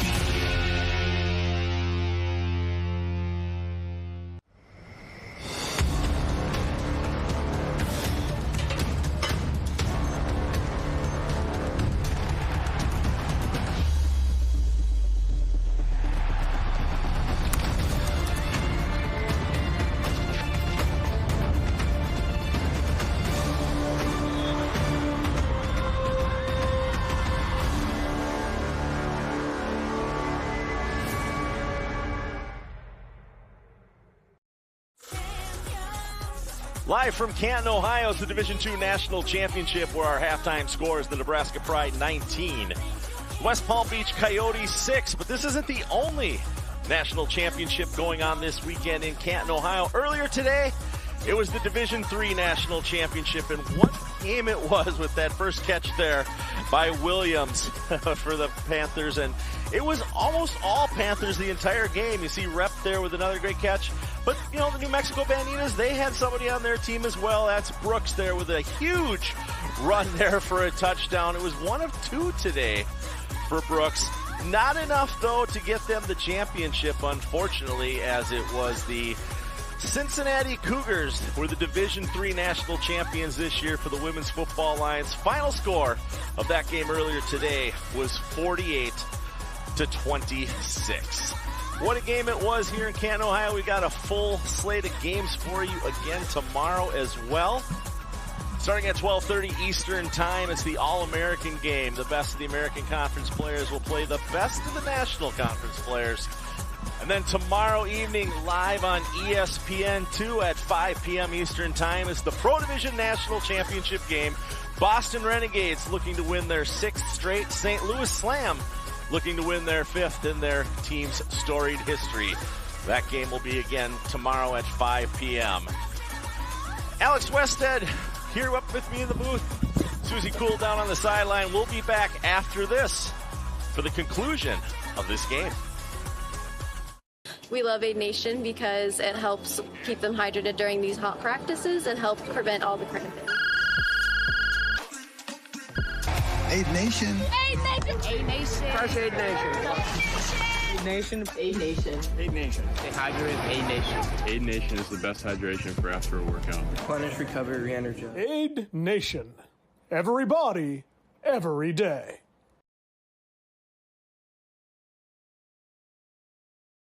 In the world of sports, safety is paramount.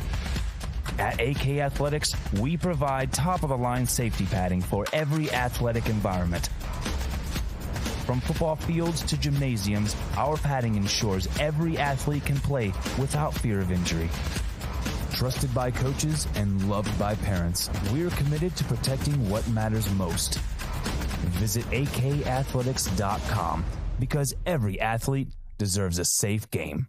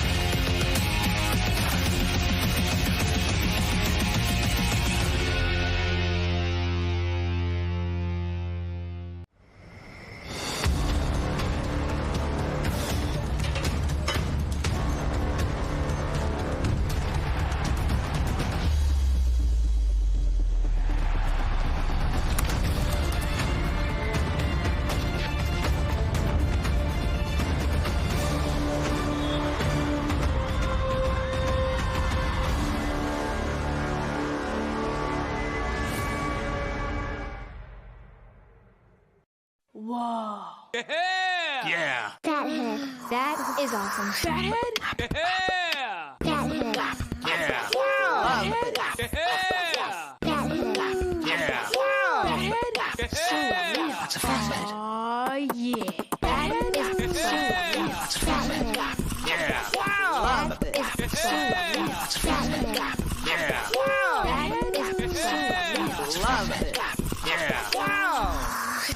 The Hall of Fame Village is the place for all your entertainment needs. A destination to eat, shop, play, and stay. We have it all. Make your plans to visit and be a part of the excitement in Canton, Ohio. Visit HOFvillage.com today. Canton, Ohio, birthplace of the NFL, welcomes fans from all over the world. Relive history in our Pro Football Hall of Fame. Or explore Tom Benson Hall of Fame Stadium, host of the annual Pro Football Hall of Fame enshrinement ceremony. Visit Canton, Ohio, a Hall of Fame city. Here's your parachute. Packed it myself. Certain it's okay? Mm-hmm. Are you for imprint certain? Certainty matters, like the certainty of congratulating coworkers or saying thank you for being a customer with promotional products from 4imprint. Our expert team is dedicated to making your satisfaction a certainty. Talk to myself. Land the perfect products at 4imprint.com. 4imprint, for certain. We love Aid Nation because it helps keep them hydrated during these hot practices and help prevent all the cramping. Aid Nation. Aid Nation. Aid Nation. Crush Aid Nation. Aid Nation. Aid Nation. Aid Nation. Stay hydrated. Aid Nation. Aid Nation is the best hydration for after a workout. Replenish, recover, re-energize. Aid Nation. Everybody, every day.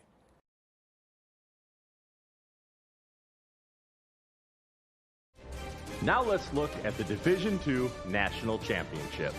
After winning a Division III championship in 2023, the 7-1 West Palm Beach Coyotes of the National Conference look to be the next WFA team to win a Division II championship in their first season after being promoted. Standing in their way is the 7-1 Nebraska Pride. Alex, for both of these teams, their only loss in the regular season was to pro division teams.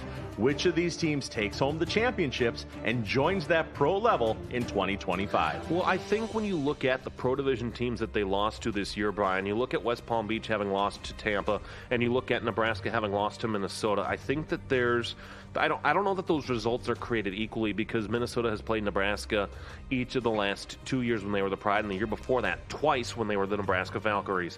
And when you look at Tampa Bay taking on West Palm Beach in that matchup, there was a lot more that we talked about on the show, how that matchup was kind of a trap game for West Palm Beach because they had played them earlier in the season, they had beaten them earlier in the season, and that there's a lot more into that you could take time to dive into.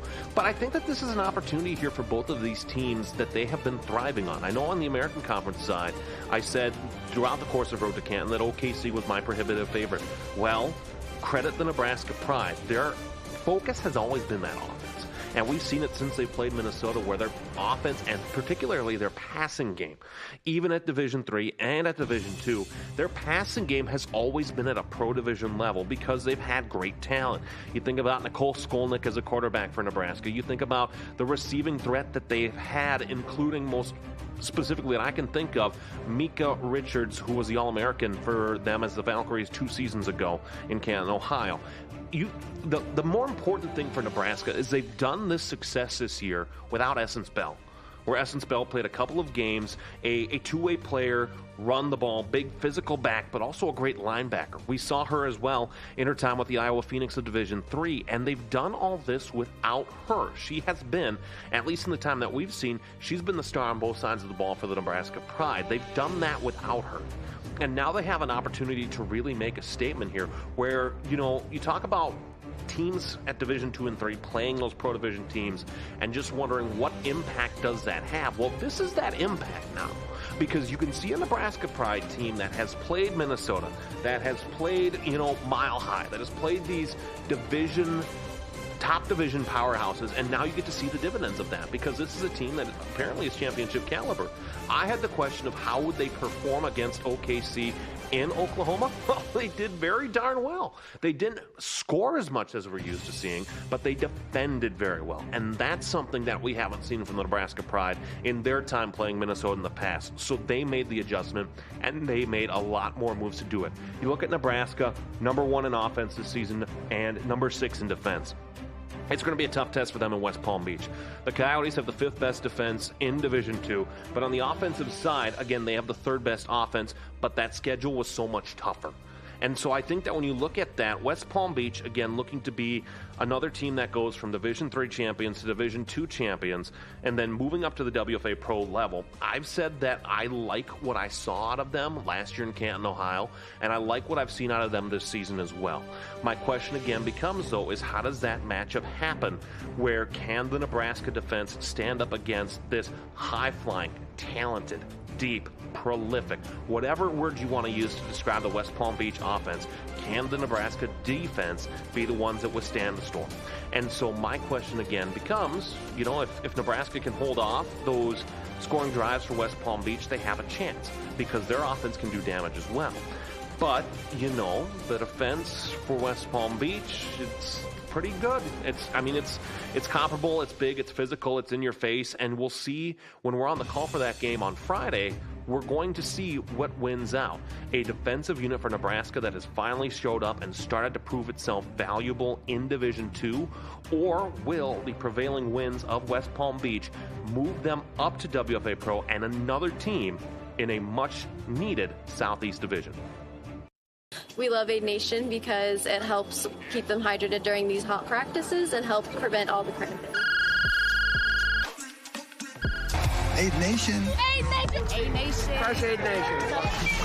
Aid Nation. Aid Nation. Aid Nation. Stay hydrated. Aid Nation. Aid Nation is the best hydration for after a workout. Replenish, recover, re-energize. Aid Nation. Everybody, every day.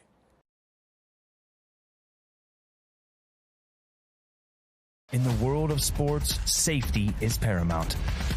At AK Athletics, we provide top-of-the-line safety padding for every athletic environment. From football fields to gymnasiums, our padding ensures every athlete can play without fear of injury. Trusted by coaches and loved by parents, we're committed to protecting what matters most. Visit akathletics.com because every athlete deserves a safe game.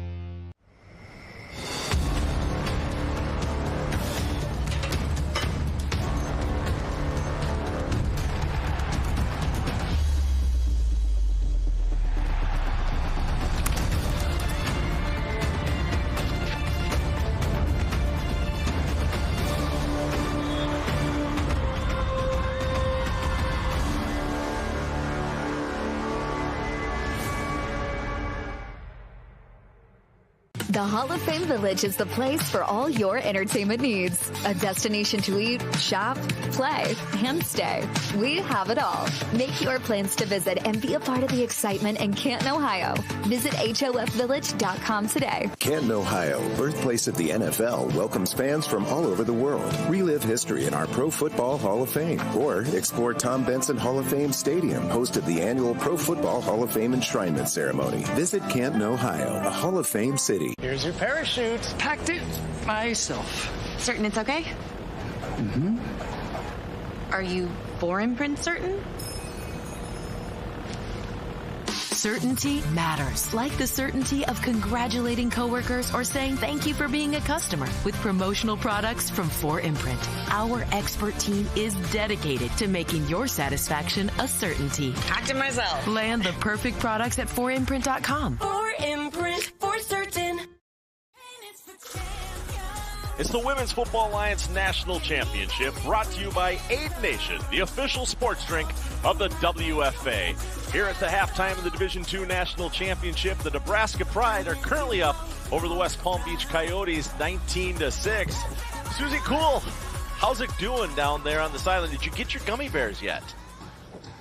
Brian, I didn't get my gummy bears, but it is getting nice and cool down here. And the Nebraska Pride keeping the West Palm Beach Coyotes pretty cool as well. Their defense just looks really, really lights out. And I asked head coach Nancy Javot Morris, why is the defense so good this season, right? And she said, honestly, it's very, very simple. When we just swarm the ball, when we see the ball, we get the ball, and then we're just coming together. She actually laughed after I asked that because she's like, I don't know how else to put it, but we just have really come together this season, and it's really showing out there today. And, of course, has shown throughout the season, shutting out 4 teams to get to this championship stage here today. I'm going to go and try to get some gummies now. Okay, Brian?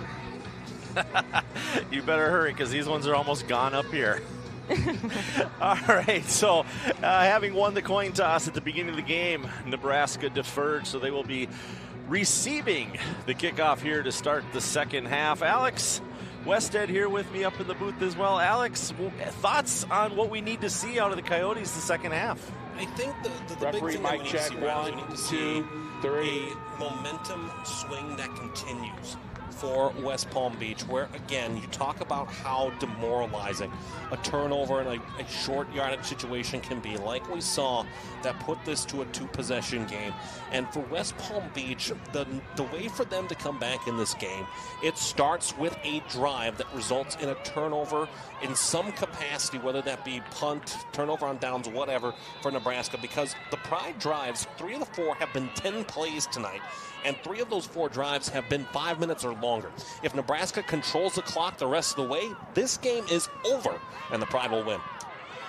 So the kickoff is returned by Tiffany Wright. She gets up to about the 44-yard line before she's met by Kelsey Mills of the West Palm Beach Coyotes. So that is where we will see Brittany Mayer take her team from to start this second half. And Mayer was a big talking point coming into this game, Brian, about how well she was going to play here today. And so far, she's been phenomenal. I mean, we had a highlight package in the opening half about how well she's thrown the ball, how she's connected with receivers. And if that hot air balloon was a target for her, I'm sure she could hit it from here. It's a little bit off in our distance here in Canton, but it's just how well she's played today that's put Nebraska in front right now. Actually, a couple of them out there, so she's got multiple targets to go for. Mayer pitches it back right away this time. I can't get over the thought of her throwing the ball at the balloon. Wright just gets nowhere on that play. She actually loses 2 yards on the play as Joyner and Gibson are there to make the stop for the Coyotes. It's going to be 2nd down and 12 for the Pride. Well, and again, it's for Nebraska here, you look at these plays where this little pitch here towards that outside, and again, for West Palm Beach, it's how do you contain Wright for the remainder of this contest, where the Coyotes need to, just as Susie Kuhl talked in the halftime interview with the head coach of Nebraska, where the swarming of the ball happens, West Palm Beach needs to do the same here.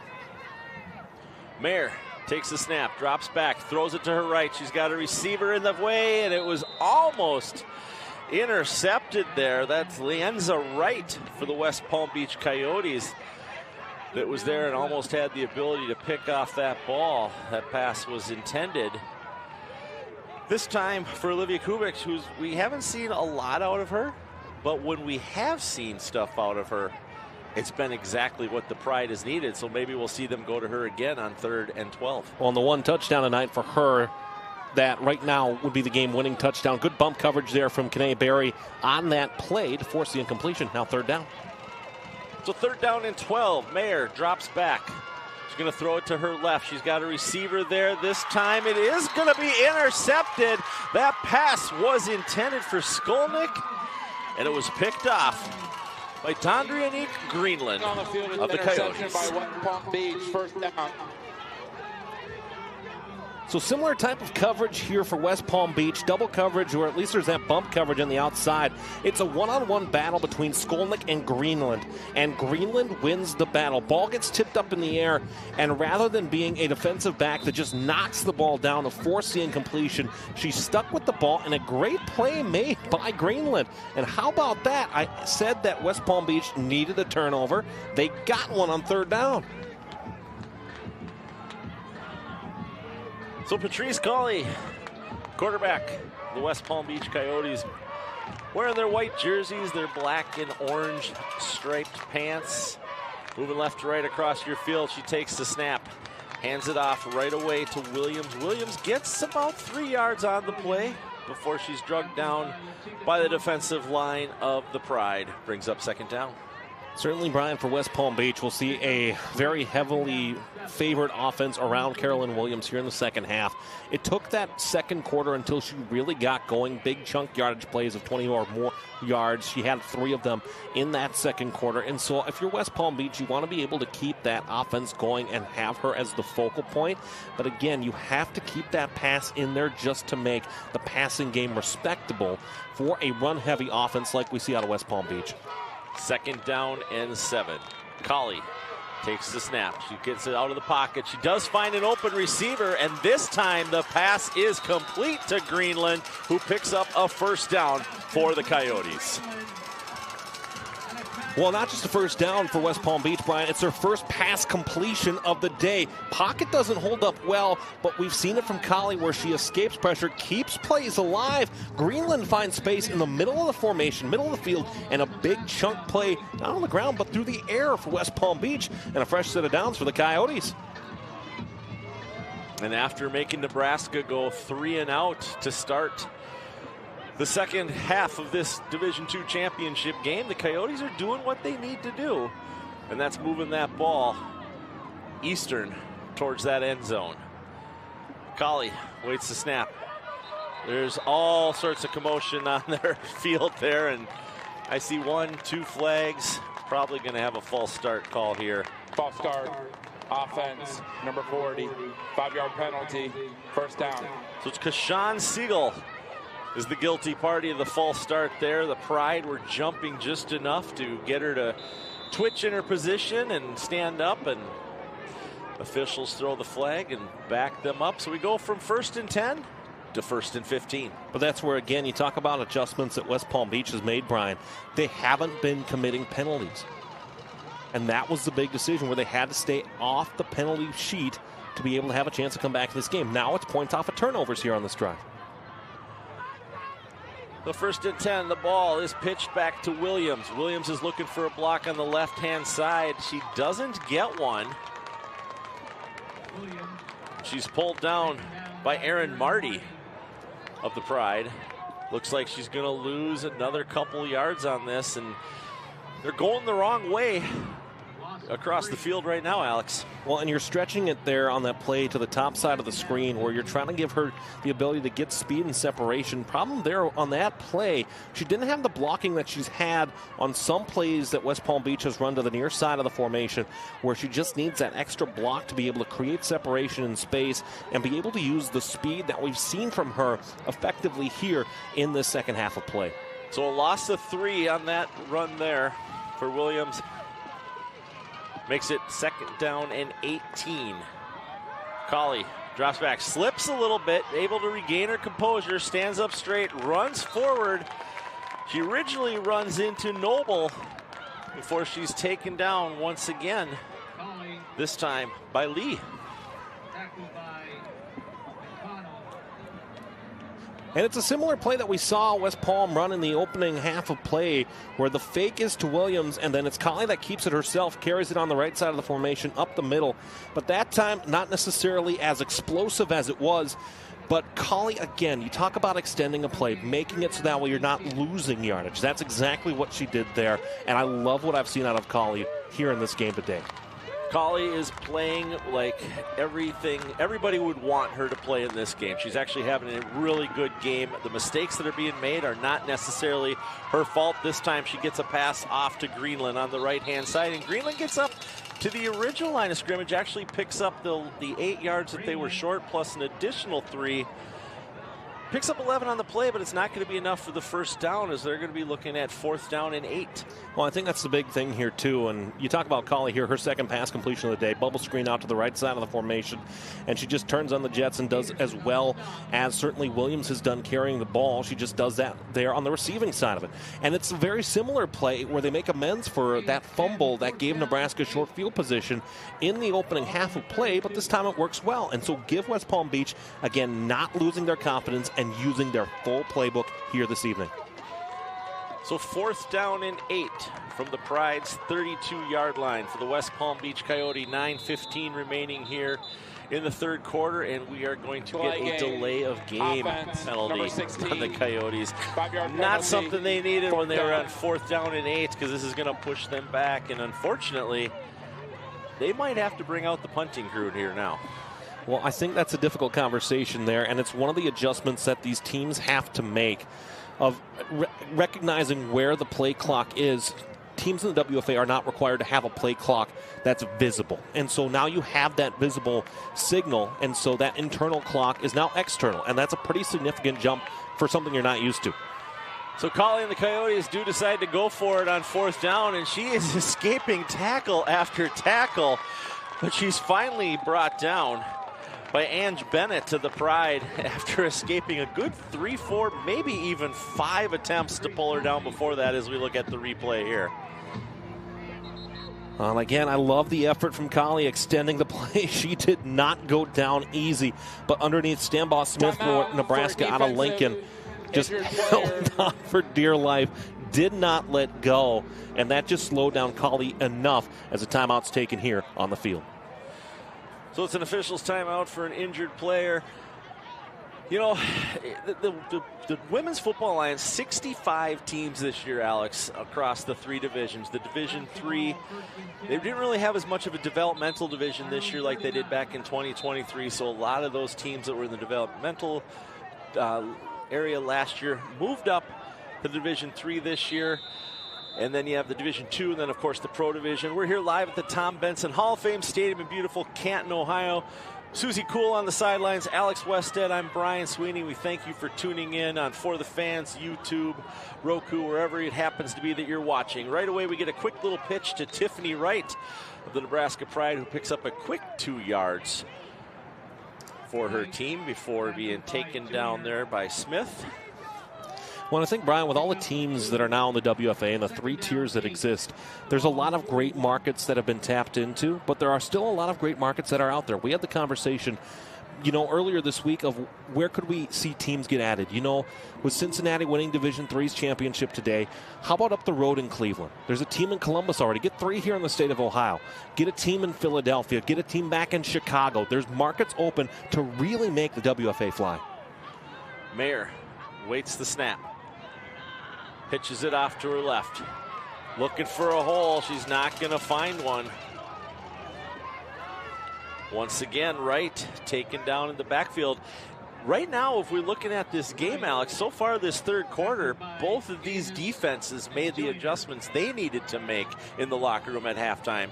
The offenses, on the other hand, haven't made those adjustments. They're not moving the ball yet this half of the game. Well, and this now the 3rd time that we've seen that triple option run by the Nebraska Pride here today. The first time it worked, but West Palm Beach has made the adjustment to bring extra players onto the near side to make sure that, it's an option play as long as you force a secondary option. But right now it's just roll to the left side, pitch it to right. It's predictable. And so I want to see Nebraska switch it up if they run that option again. Mayer takes the snap. She's going to throw it to her left. She's got a receiver in the way, and what a beautiful catch.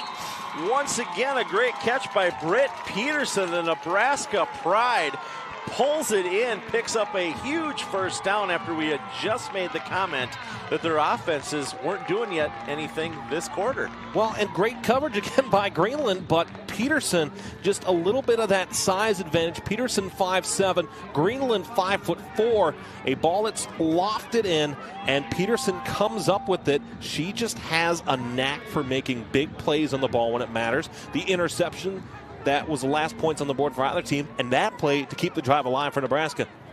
So Nebraska 1st and 10, the ball on the Coyotes' 27-yard line. Sun's starting to set here to our west. Not going to be as much of a factor for the Pride as it's a quick little pickup handed off to Winterer.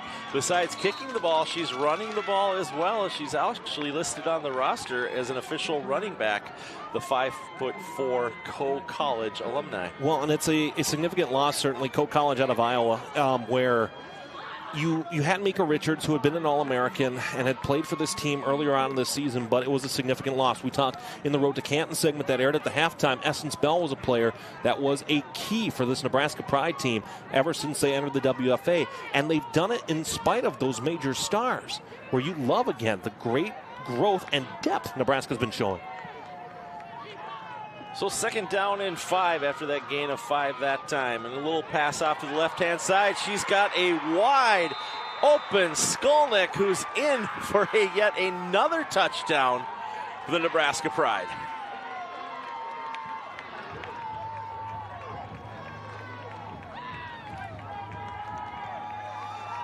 Meyer, again, they've taken advantage of passing plays to the outside of the formation.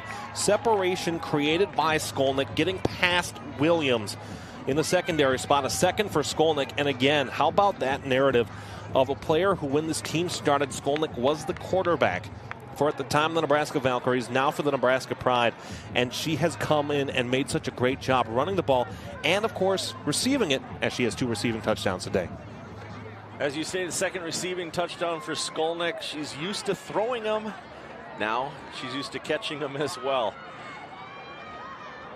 As Winter is out there to attempt the extra point, and it's actually Skolnick that holds it for her, for those paying attention at home. And this time that extra point is good. So with 5 minutes and 32 seconds remaining, it's 26-6, Nebraska. Defense number 9 over West Palm Beach, as we have another look at that great catch by Skolnick there as she reaches up over Lysandra Williams to pull in her second touchdown of the day.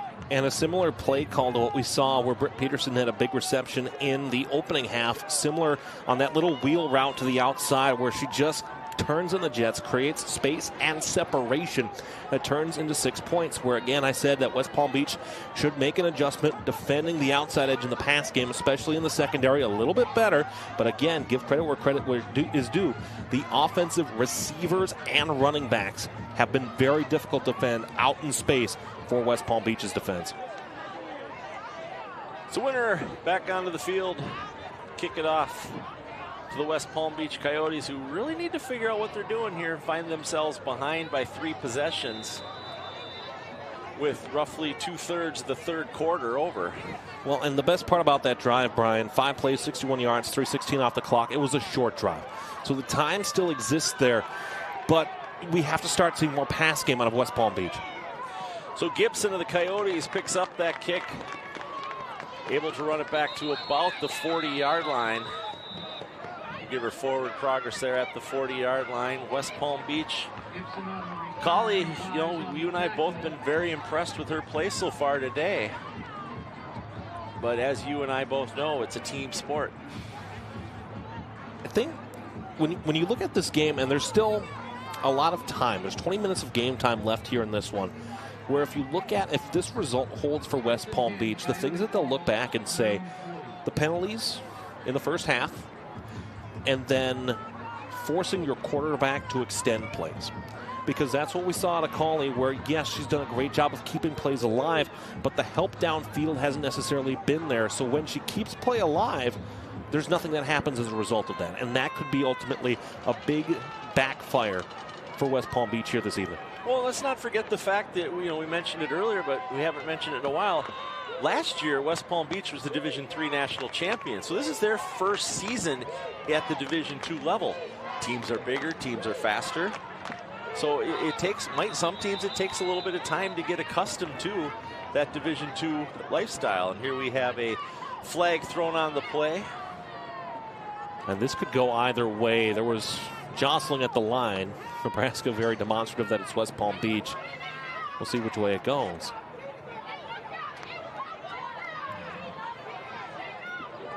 Tika Thompson very, very adamant that it's towards West Palm Beach here.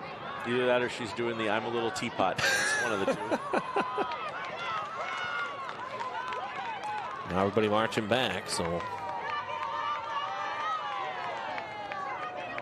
definitely Latika Thompson is correct that this is going to go against the Coyotes.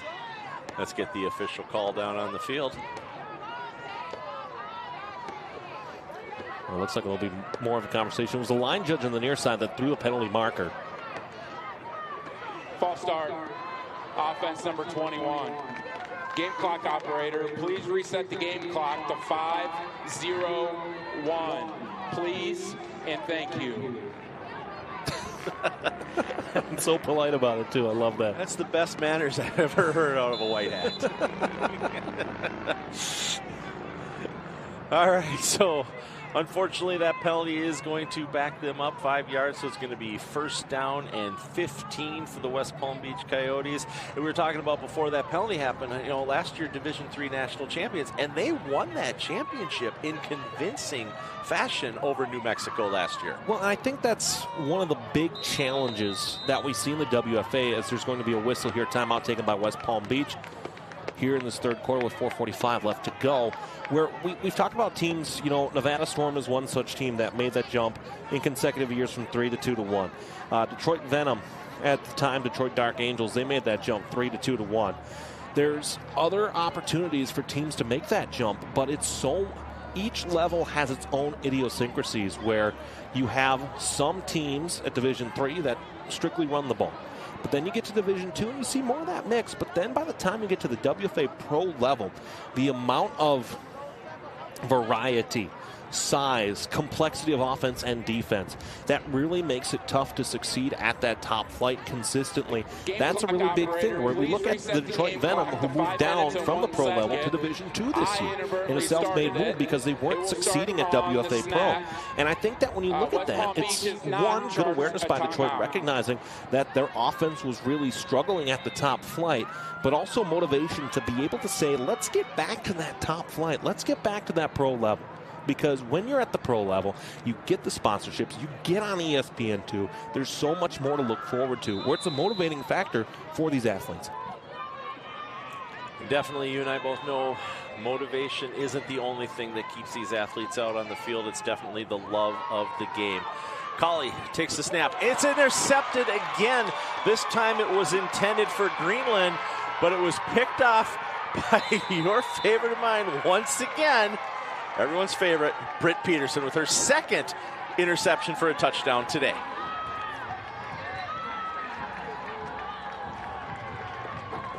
She's not the player we thought was going to have the impact on this game, but certainly, sure enough, she did. And again, Colley looking towards that receiver, a ball that's just, it's not a bad ball, it's just a tad high. And Peterson, again, that matchup one-on-one that she's had tonight against Greenland, where this again is a good ball, but just a tad overthrown. If the receiver Greenland is maybe a couple inches taller, that's a great ball. But Peterson with the height advantage takes it for the pick six. And how about this, Brian? She's got 3 touchdowns that she was responsible for in some capacity tonight for the Nebraska Pride, as they appear to be running away with this. So 5 touchdowns scored. So she's got 60% of the scores for Nebraska so far in this game. It looks like Nebraska's going to line up to go for 2, which why not practice it?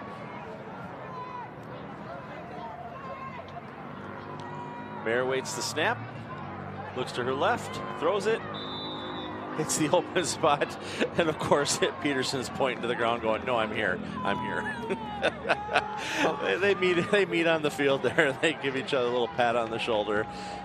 They know it was all in fun there. We'll look again at this interception from the opposite side of the field here, and what a great opportunity. I mean, we see Britt Peterson. I don't remember seeing her play to this level when she played for Iowa. She made the switch to Nebraska, and as she's down on one knee there, she is being a rock star. Well, I think as an All-American for the Iowa Phoenix, and now certainly here as well for the Nebraska Pride, that's exactly what you want to see. And similar to that first pick six that she had on the other side of the halftime break, she was not in the screen and not in the picture when the ball was released. And so she has that nose for the ball, where, again, coming into this contest, I did not expect Britt Peterson, and maybe that's on my fault, but I did not expect Britt Peterson to have the impact that she has had in this game tonight. And I think, too, the reason why if you're Nebraska, you go for 2 there, it's just adding that extra possession of difference right now. Because you look at it, it's a 28-point game. You try to just separate a little bit more, force that 5-possession game instead. So I don't disagree with the decision, but, at the same time, you still got to execute here. And, again, we've seen funny things happen in the WFA. This game still has 20 minutes of game time. It's going to be 20 minutes of great game as well, as Winterer gets set to kick it off. Gibson, close side of the field here to us. Ball's going to go right to Gibson, where she picks that up. Looks to get a block on the right side. Cuts back to her left. Forced out of bounds by a Pride of Pride. What would be a group of pride, Brian? What would we call that? A gaggle of geese, a pride of pride. I mean, a procurement of pride? I like that. Maybe, I don't know, a little alliterative, certainly.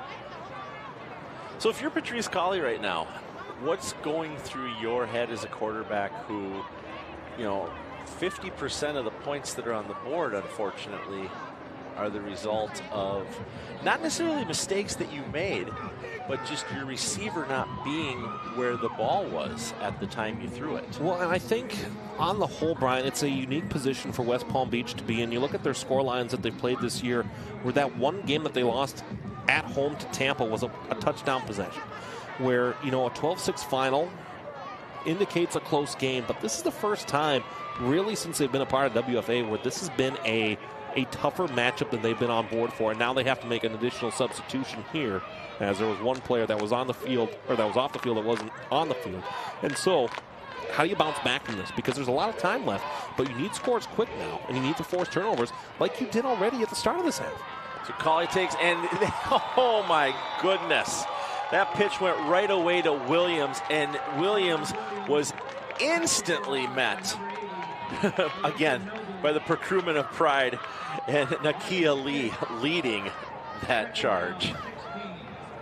I mean, this is a Nebraska team right now that just smells blood in the water. They are not giving West Palm Beach any time and space to run the plays that they found success with in the opening half. And this, Lee threw the block there, and it was actually Noble that got through for the tackle. And this is not, again, what we're used to seeing and what fans of West Palm Beach are used to seeing. This is a team that, I don't want to say has been embarrassed, but this is not West Palm Beach football. And again, they get through the line this time. Once again, oops, they have a little trouble getting up there.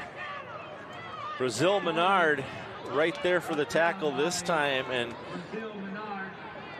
you know, Colley doesn't really know what to do. They're showing the coach there on the sideline. That's Simon Gonzalez, and he's confused on what to do. Everything that West Palm Beach is trying to do, different formations, different plays. Nebraska's had an answer so far for everything that they've thrown at them. Everything. And that's what this game has come down to. Nebraska has had an answer for everything West Palm Beach has done. So Colley drops back. She's got people chasing her. We had a player lose their shoe on the right side of the field.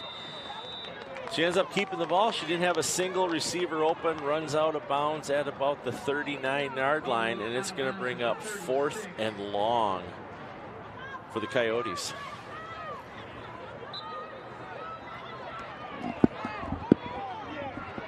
Well, and you can see her trying to extend the play.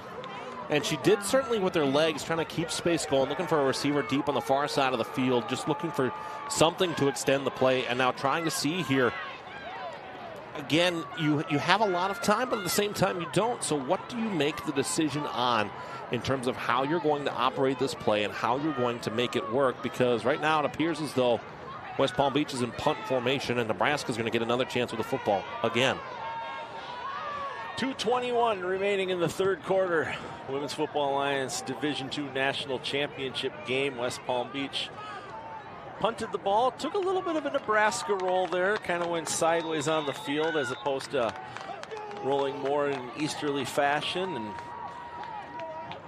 Brittany Mayer not having the greatest game as a quarterback, but she's getting it done when it needs to get done. Little short yardage here, little short yardage there, dumping it off to her running backs. I mean, she's playing what she needs to play without having stellar statistics. Well, and I think, too, what you can look at Mayer in terms of what she's done today is, yes, the West Palm Beach defense has frustrated her, but on the whole, she's made the right play at the right time. And I think that's really the big factor for the Nebraska offense today, is that she's made the right play at the right time. Yes, she's thrown an interception.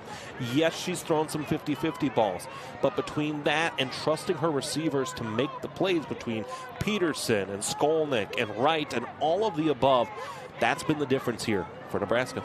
And she has had such a great group of people. This time she hands it off to Wright. Wright escapes a couple tackles, gets a good block. She was one defender away from breaking loose for another touchdown, but she is eventually stopped there by Gibson this time on the far side of the field, but picks up another first down, and it's coming back. 10-yard penalty. Didn't even see that flag on the play, but it is going to be a holding call against the Pride, so that about 22-yard run that Wright had is now negated back to a 1st and 15. Well, we've talked in this game, Brian, about the difference in the penalty flags that have been thrown. West Palm Beach has had 6 penalty markers assessed for 60 yards. That's just the 2nd penalty marker against Nebraska in this game for a total of 20 yards. So that holding call brings it back 10 yards. 1st down and 20, ball on the Pride 36-yard line. So a 32-yard loss because of that penalty. Mayer waits for the snap. Takes it, looks to her right, throws it right away. Gets a completion. Completion is a Kubrick. Kubrick gets it back up just past the original line of scrimmage. Picks up about 12 yards on that. It's going to be 2nd down and 8. Well, again, a nice little screen route. Extra protection blocking on the top side of the screen and the top side of the field, where you can see that both Skolnick and Wright are just set up as blockers. And again, you just give time and space to take short completions and turn them into big yardage plays. So as we said, 2nd down and 8. We're in the final minute of the 3rd quarter. Mayer waits the snap, looks at her wrist, sees what play needs to be called. Running back goes in motion, throws it over the center. Did it hit the ground? Oh, they're saying she caught it. Oh, what a great little grab there by Noble. From up here, it looked like it skipped off the ground. We're going to look here at the replay and see. Oh, yeah, she got her hands under there. What a great job by Noble reaching down to grab that ball, give the Pride a 1st down. But that's, again, that just goes to even when Mayer has made slight mistakes as a quarterback, her receivers have helped her out, whether it be Skolnick holding onto the ball earlier on in the contest that we showed in our first half highlights, or there Noble pulling up a low ball, keeping that play alive. You know, that's how it ends here in the 3rd quarter, where Nebraska really has seized, Brian, control of this contest. So that's the end of the 3rd quarter of the Women's Football Alliance Division II National Championship game, live from Canton, Ohio. Nebraska Pride 32, West Palm Beach Coyotes 6. We'll be back for the exciting 4th quarter conclusion right after this. We love Aid Nation because it helps keep them hydrated during these hot practices and help prevent all the cramping. Aid Nation. Aid Nation. Aid Nation. Crush Aid Nation. Aid Nation. Aid Nation. Aid Nation. Stay hydrated. Aid Nation. Aid Nation is the best hydration for after a workout. Replenish, recover, re-energize. Aid Nation. Everybody, every day.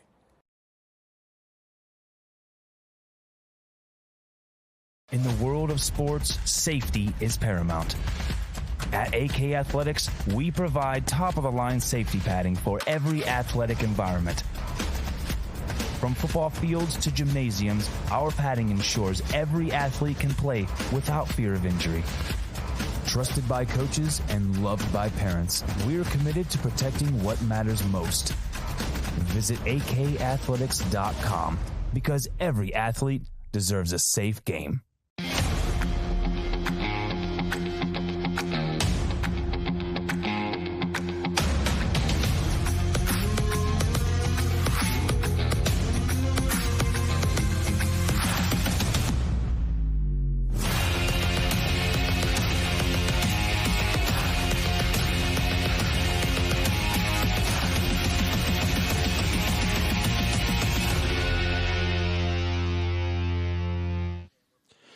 It's the Women's Football Alliance National Championship, brought to you by Aid Nation, the official sports drink of the WFA.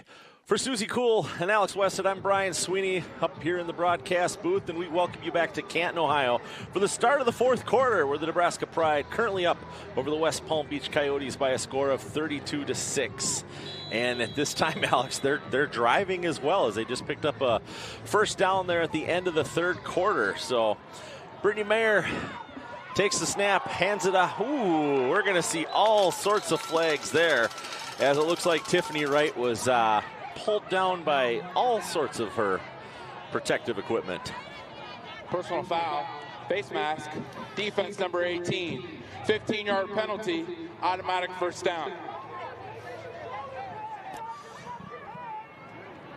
So we're up to 60 yards in personal foul penalties against the Palm Beach Coyotes. Correction. And I think we'll apologize for the hot mic that leaked over there. There was a fan that was frustrated by the penalty call, saying that the shoulder pads were grabbed rather than the head. But at the end of the day, it's 4 personal foul calls in a game, averaging 1 per quarter. I think that for the rest of this game, both teams need to stay cool, need to make sure that they're just playing this game the way that it's meant to be played, because that's the last thing you want is a game that gets overly physical, overly intense.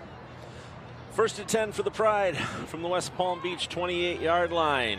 Mayer throws the ball. Nobody from Nebraska in the area. In fact, the only person in the area was Adriana Collin of the West Palm Beach Coyotes, so it'll be second down. Well, and again, a play that stops the clock, where I think if you're Nebraska, you have to start looking at and wondering, at what point do you drift away from your passing game just to keep the clock on your side here? Because even though both teams still have their 3 timeouts, you still need to be able to make sure you maintain that clock and wind it down so that way nothing funny happens in what right now is a 4-score game. Second down and 10. Mayer waits the snap, drops back in her pocket, looks to her right, throws it. She's got Skolnick, jumps up for the ball, but there's great coverage this time for the Coyotes by Gaines. And that's the other thing, too, we've seen from West Palm Beach today, too. They've given up some plays on some missed coverage opportunities, but they've been really strong on those one-on-one matchups. And you see Barry, again, just going up and making a deflection play on that ball. We've seen it from that secondary. When those one-on-one matchups happen, it's a 50-50 ball, and West Palm Beach is ready to play. Third down and 10 from the same position. Same lineup. Mayer drops back. Throws it over the middle again. This one looks like it might have been tipped at the line of scrimmage, really, but it definitely an incomplete pass. Definitely falls short for an incomplete pass. So after moving the ball quite a bit and then getting a 15-yard personal foul penalty, it is now 4th down and 10 for the Pride. And 3 straight incompletions for the first time today for Nebraska, where it appears as though the Pride are going to keep the offense on the field here and presumably take another shot and try to keep their offense on the field. But again, why aren't they running the football? That's the question that I would ask. Right, especially as you stated, with 14 minutes and 18 seconds remaining in this national championship game for the Division II. Why not keep the clock running as much as possible? So this time they throw it again to Tiffany Wright. Wright gets up to the line of scrimmage, gains about 2 yards. She's tackled there, and it's going to be a turnover on downs thanks to Jalazia Smith. And so, Brian, that drive took 3 minutes, 2 seconds off the clock. But it's one of those, and again, it may not matter in a 26-point lead and in a 4-possession game, but it's one of those drives where you look at it and say game management would suggest that you keep the ball on the ground, because yes, 3 minutes is a lot of time in football, but it could have been more. And so, again, at the end of the day, will it matter? We'll find out. We got 14:08 left to go, but just that game management thing, I think, is something that Nebraska might want to take a look at and say, well, why don't we keep the ball on the ground? And I expect them to do so on their next drive. So Colley 52 seconds short of a full quarter here to move the ball right to left across your screen for the West Palm Beach Coyotes. As you stated, they need 26 points to tie this up. Definitely have their work cut out for them, so they started off right away with a handoff running up the middle for Carolyn Williams. And Nebraska, again, we talked about at the start of the third quarter, the defenses did what they needed to do at halftime. They made the adjustments. The defensive coaches for both teams, you got the defensive line coach Devereaux for the Coyotes.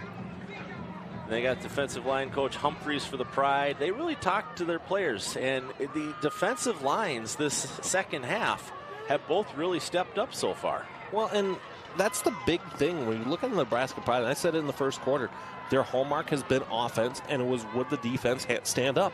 They've given up 6 points in 3 quarters of play. I think that answers the question.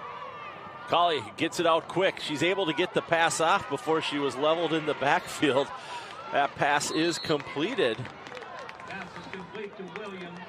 And I want to say that pass was completed to Alessandria Williams, which sure enough it was. And ends up picking up a very important first down for the West Palm Beach Coyotes. Well, and the other side of this, too, again, is how many times has Colley extended plays and keep play alive? Where West Palm Beach, again, if they lose this contest, it's not because of the efforts of Colley. She has made plays go longer than what they have been. And for a quarterback that doesn't pass as much as West Palm Beach chooses to run the ball, about 2 times rushing for every 1 time passing, she's done a phenomenal job of keeping West Palm Beach and their offense moving. Just little execution things for the Coyotes that truly, again, are the difference today. Colley under center, waits the snap, drops back out of her pocket, throws it up in the air. This time it's caught once again by Williams, but NCAA rules, for those that aren't used to them, receiver goes down even if they're not touched. That play is over. So picks up 2.5 yards on that play. Going to be 2nd down and 7.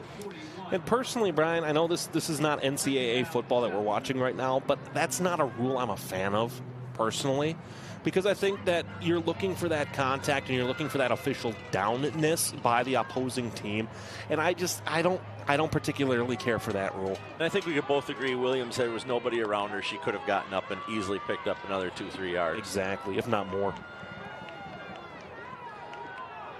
Colley waits the snap. Well, going to have a timeout called by West Palm Beach as the ball was snapped over her head. West Palm Beach, their first team timeout of the second half. So the sun's starting to set here in beautiful Canton, Ohio at the Pro Football Hall of Fame Stadium, the Tom Benson Hall of Fame Stadium here at the Pro Football Hall of Fame in Canton, Ohio. And, you know, as we've been talking all day, we had a great tour earlier today of the Hall of Fame Stadium. We learned that all those Super Bowl rings that they have on display there, including the new Kansas City Chiefs one that they just won this year, for those wondering at home, not a single diamond, ruby, or anything is legit. They're all fake rings that are on display at the Hall of Fame. And I guess it deters theft. I think so. You look at 53 years worth of Super Bowl rings sitting there. I mean, that's a chunk of change. The neatest thing that Rich, that gave us our tour, showed us that, though, is how you look at the Super Bowl I ring, and you look at the ring that the Chiefs just won, and it's like watching a child grow. It's like the size of the ring went from about a 1/2 inch diameter to up close to 2.5 inches in diameter. Well, and even too, think about how that's just reflective of societal change too, where it's become bigger, it's become flashier, and that, I don't want to say ego, but it certainly has become part of the game. So Greenland with the quick pitch gets up the field, and she's going to pick up an all-important another first down for the West Palm Beach Coyotes. Although she a little slow to get up, she got up there. Got a little bit worried there when Witherspoon was kind of protecting her as she was starting to get up. But look at that run by Greenland. Great pickup of a first down.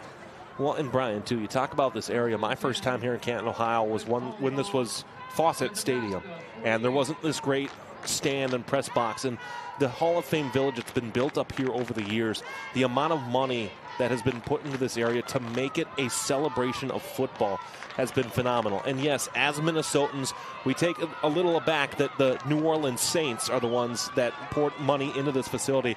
But really, Tom Benson and the Saints ownership group certainly has done a lot of good things to grow celebration for the history of the game in all capacities. Great defensive play there by Peterson as that ball was literally in the hands of the receiver for the West Palm Beach Coyotes, and Peterson just gets there and hits her just enough to call that pass incomplete. Well, and again, it just goes to show how strong of an impact Peterson has had. Again, when that ball is snapped, Peterson is nowhere near the picture, but then she comes down and makes a play on the ball.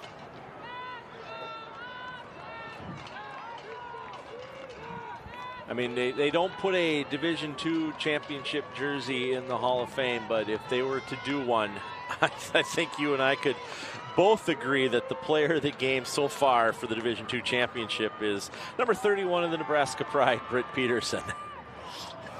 2 defensive touchdowns, 1 offensive touchdown, a number of broken up pass attempts. And so is that like eye mark, or does she literally have a black eye that big? I want to say it's eye mark on one eye. It is a pretty cool look, though. Certainly intimidating, that's for sure. But, Brian, let's talk about this Nebraska defense. Susie mentioned it in a hit before the start of the second half here. It's a Nebraska Pride team that shut out 4 teams. And you looked at it and you said, well, okay, they shut out, Iowa, Minnesota Minx, Oklahoma Rage, and those are all teams that are below them in the pyramid. But then, you get shut out by Minnesota, and then you figure, well, what's this defense going to be? Well, they've answered a lot of questions again here today. Quick little handoff to Williams. She cuts off to the right, comes back to the left. Able to get herself about 4, almost 5 yards on the play. Looks like they're going to actually officially give her 5, so we're going to have 3rd down and 5 for the West Palm Beach Coyotes. Just over 10 minutes remaining in the 4th quarter of the Women's Football Alliance Division II National Championship game here in Canton, Ohio. Susie Kuhl down on the sidelines. Alex Westhead up in the booth with myself. I'm Brian Sweeney. We can't thank you enough for tuning in every year to give your support to these amazing athletes that we see on the field before us each year. So it's 4th down. So it's 4th down. Colley takes the snap. Again, with her side-to-side run, she's going to hold the ball. She's going to have enough for the 1st down. She's going to run through a player, and look at that extra reach in the end to give her team every possible yard that she could. I mean, Patrice Colley has not given up yet in this game. No, and it's a good testament. Again, I talked about earlier in the contest of how determined and how gritty she was to win. If I'm looking for players to start a franchise with, that's the kind of player that I want. Somebody who doesn't give up, someone who extends the play and keeps things moving. Excellent. Even as though it appears it's going to be a losing effort for West Palm Beach, that's the kind of player I want on my team. Yeah, somebody that never quits until the final clock hits all zeros. So she takes the snap. Pitches it back. Williams breaks a couple tackles. Somebody loses a shoe. I think it's Williams that might have lost the shoe. Yeah, it certainly was. Williams picks up the 1st down, and in exchange, one of her players there picks up her shoe for her. Well, same too for all the accolades we put on Patrice Colley today.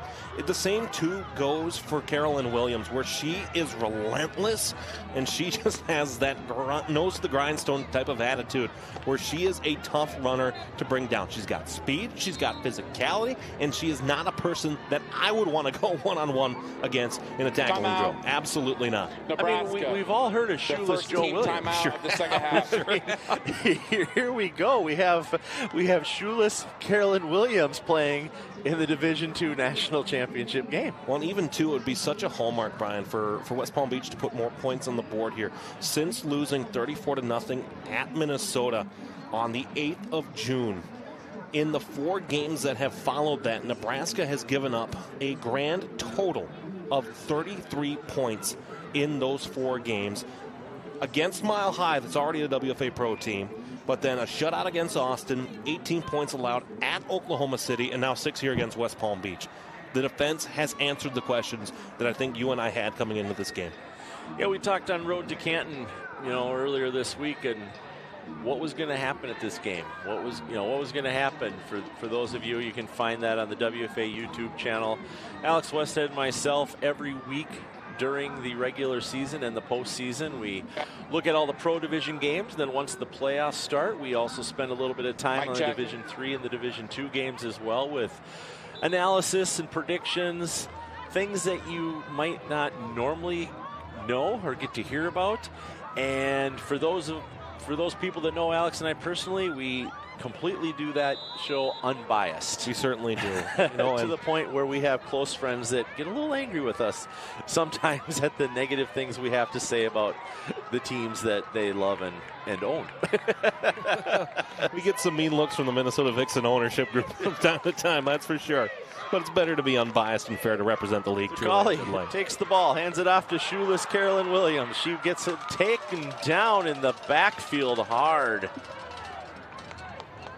Taken down by Latika Thompson, and Thompson is going to be slow to give up, and so is Williams after that hit. Well, this ball pops out on the second effort there, and Williams has it in the left hand, carrying it towards the tackler instead of switching it there over to the right side, and great recovery there certainly by her namesake in picking up the ball and being able to make sure that it's not a turnover. Lysandra Williams, the namesake there, that picked up that ball and kind of hobbling off the field herself. Loss on the play of 7 yards, so it's going to be 2nd down and 17. Ball on the Nebraska Pride 19-yard line. 7 minutes, 55 seconds remaining here in the Division II National Championship game. Alex, you talked a little bit earlier about the play clock and a lot of these teams not used to being able to see it. I sure hope that colleagues can see it right now. We certainly would hope so. Again, they might have to. Nope, just got it off in time. Got it off just in time. Whether or not they saw it, I don't know. Great pass up into the air. Just out of the reach, however, of Regine Turner.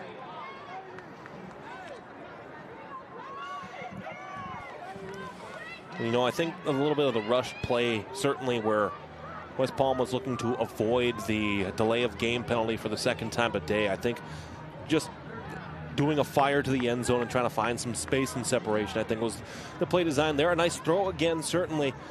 But still, you look, and even though it appears as though West Palm Beach is going to fall today here to Nebraska, you look at the season that they had. And certainly for West Palm Beach. I'm not the only one. My goodness, it's been a tough day, Brian, let me tell you. But even though West Palm Beach, certainly they had a good season, and this is a team that, again, will be back. Another hard hit by the Nebraska Pride defense as Alicia Noble just levels a Coyote. So we've always wondered which is bigger, a Tiger or a Coyote, and we're definitely seeing that right now this late in this game. I mean, Noel didn't even have to leave her feet or follow her down, just went low, wrapped her up, and Williams just, that's a tough, big hit, and we've seen that a lot from Nebraska today, certainly where they've been tackling well, but they've been tackling high. That's one of the first times that we've seen them do a textbook low tackle here this evening. 4th and 14 for the Coyotes. No choice but to go for it here. Colley nowhere to go. Receivers completely covered. Has to keep the ball, runs up the middle. Taken down by the defensive line that we've already talking so much about for the Nebraska Pride. Nebraska Pride will take over on downs. And that's where, again, Nancy Javot Major said that the defense of Nebraska, again, a big thing that they've worked on is that ball hawking, ball swarming mentality where they just go right for the football. And you don't get much time as you're sitting there throwing it. And I'm curious to see now with Nebraska that will be bumped up to the pro level. I'm curious to see next year how they do against some of those bigger offensive lines. Again, with Mile High, with Minnesota, with St. Louis, and just see how they do head-to-head against those big teams. Well, let's talk about that. I mean, they're used to traveling. You know, being in Nebraska they're really the only closest team to them is the Iowa Phoenix. You know, the Minnesota game, you can drive to that, but that's a 7-hour car ride as we see Tiffany Wright breaking up the left-hand side of the field here. Taken down this time by Williams. But, you know, it's like a 7-hour car ride from, 6-7 hour car ride from Omaha to the Twin Cities to play the Vixen. It's a good 4 hours to get to West Des Moines to play the Phoenix. So they're a team that's used to traveling. So for them to move up to the pro division next year, they picked up a first down on that play, by the way. For them to move up to the pro division next year, and knowing that the pro has rules where you have to have so many flight games. So they've flown this year to Mile High. They're used to those flights. I don't think that part of it's going to bother them because they have a great pedigree in their fundraising system down there in Nebraska. Mayer takes the snap. Pitches it off to the left. Tiffany Wright cuts back over to the right. Gets enough yards there to get up the field. Not enough for a first down, but like we said, they're keeping it on the ground to keep the clock running. This time stopped by Toombs. But that, Brian, I think is the big talking point in terms of what you want to see, where for expansion of the WFA and its top flight, the regions that we've talked about on Road to Canton, for places where you want to expand. You want to expand into the southeast and you want to expand into the west.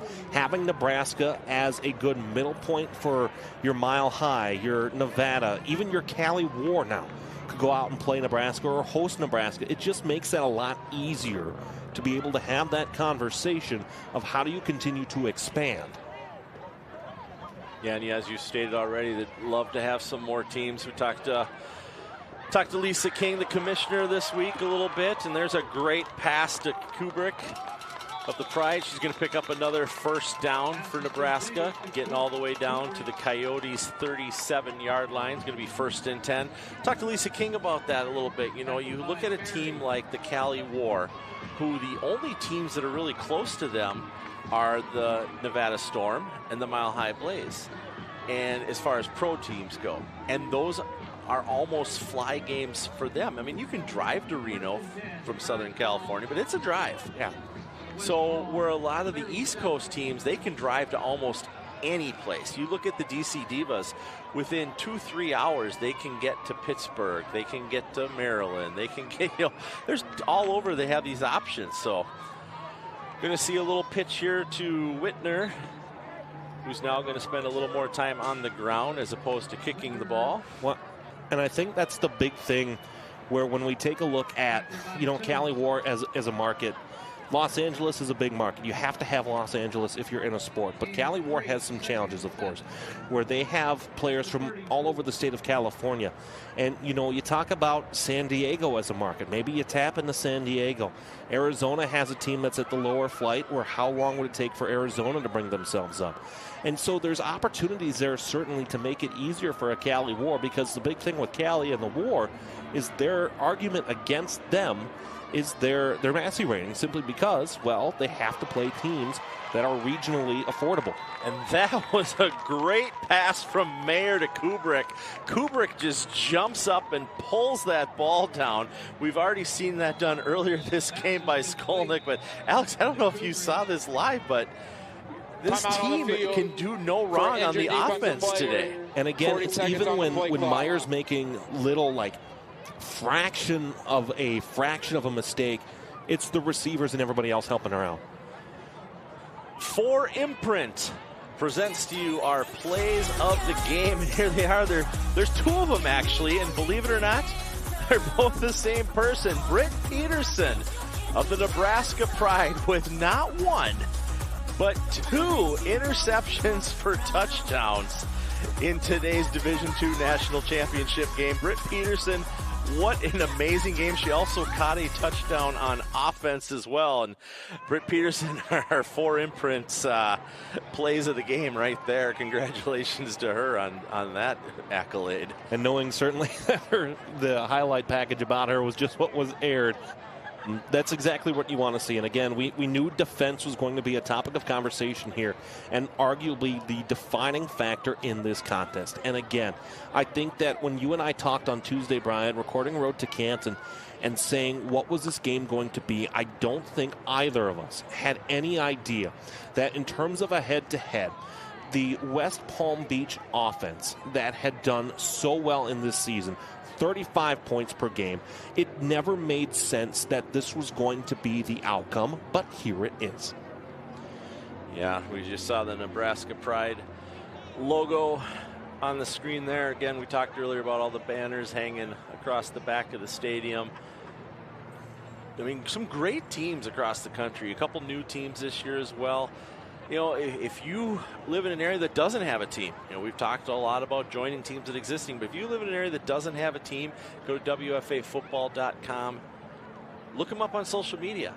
Start a team in your area. Nobody says you have to start a team that's going to instantly win a national championship, but all these teams were started at one point, and they need to be started to grow the game and make this game even better for the women in this country. And let's look at the story of the Cincinnati Cougars. Today, Division III champions, 3 years ago, just starting a team.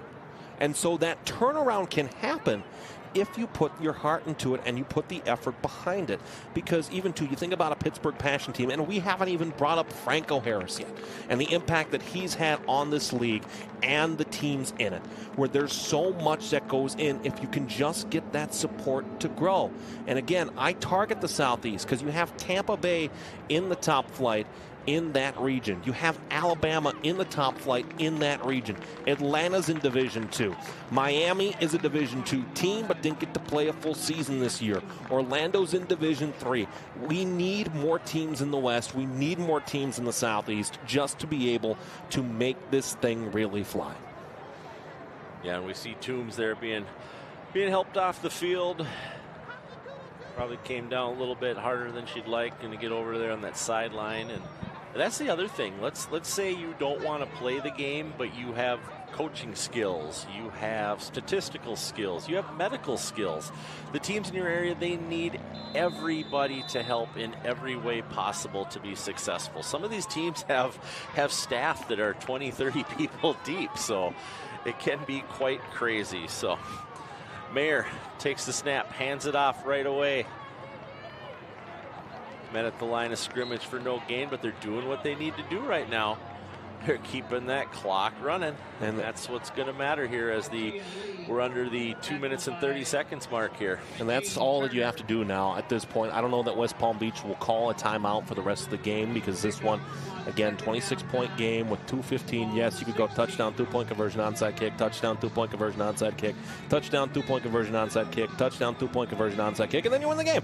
But with the time that's left, that's not going to happen. And so look at the difference between the two sidelines right now, Alex. You look across the field at the West Palm Beach sideline, and the players are spread out. You have players on that bench, players on that bench, players in the field. Then you come over here to the Nebraska sideline. Every player is on the farthest to the right of the coach's box that they could possibly be in. Quick pitch to Skolnick. Skolnick escapes a tackle, and then she's taken down there pretty quickly by Megan Police. Great last name, by the way. Taken down there for a gain of 1 on the play is going to bring up 3rd down and 9 for the Pride with 1:28 seconds remaining. And that's where, the voice of Harry Callis, who was the broadcaster of the Phillies and did a ton of work for NFL Films, the thrill of victory and the agony of defeat. That's what we see here. West Palm Beach came into the hotel yesterday and was very fired up. And, someone has to lose. But West Palm Beach, again, has the pedigree and has the foundation to be back in Canton again next year. Most definitely. I mean, you and I have seen, once you get on a Canton, Ohio run, you make that run for 2, 3, maybe 4 seasons. Obviously Boston's the exception to that they've been coming here every year since we've been in Canton, Ohio. But yeah, that's something that's not used to being seen, as Tierra Pugh there for the Pride runs the ball for him this time. You're not used to seeing that, but as you stated, West Palm Beach, they're going to be here again. If it's not next year, they'll be here the year after that. They have a great coaching staff. They have a great system down there in Southern Florida that these players love to play for this coaching staff, and they're consistently putting up good numbers. So we know they'll be back here this year. So we got 14 seconds remaining here. There's nothing to do but celebrate as the Nebraska Pride is watching the clock, because here we go, 3, 2, 1. Fans, the Nebraska Pride is your Division II National Championship for 2024.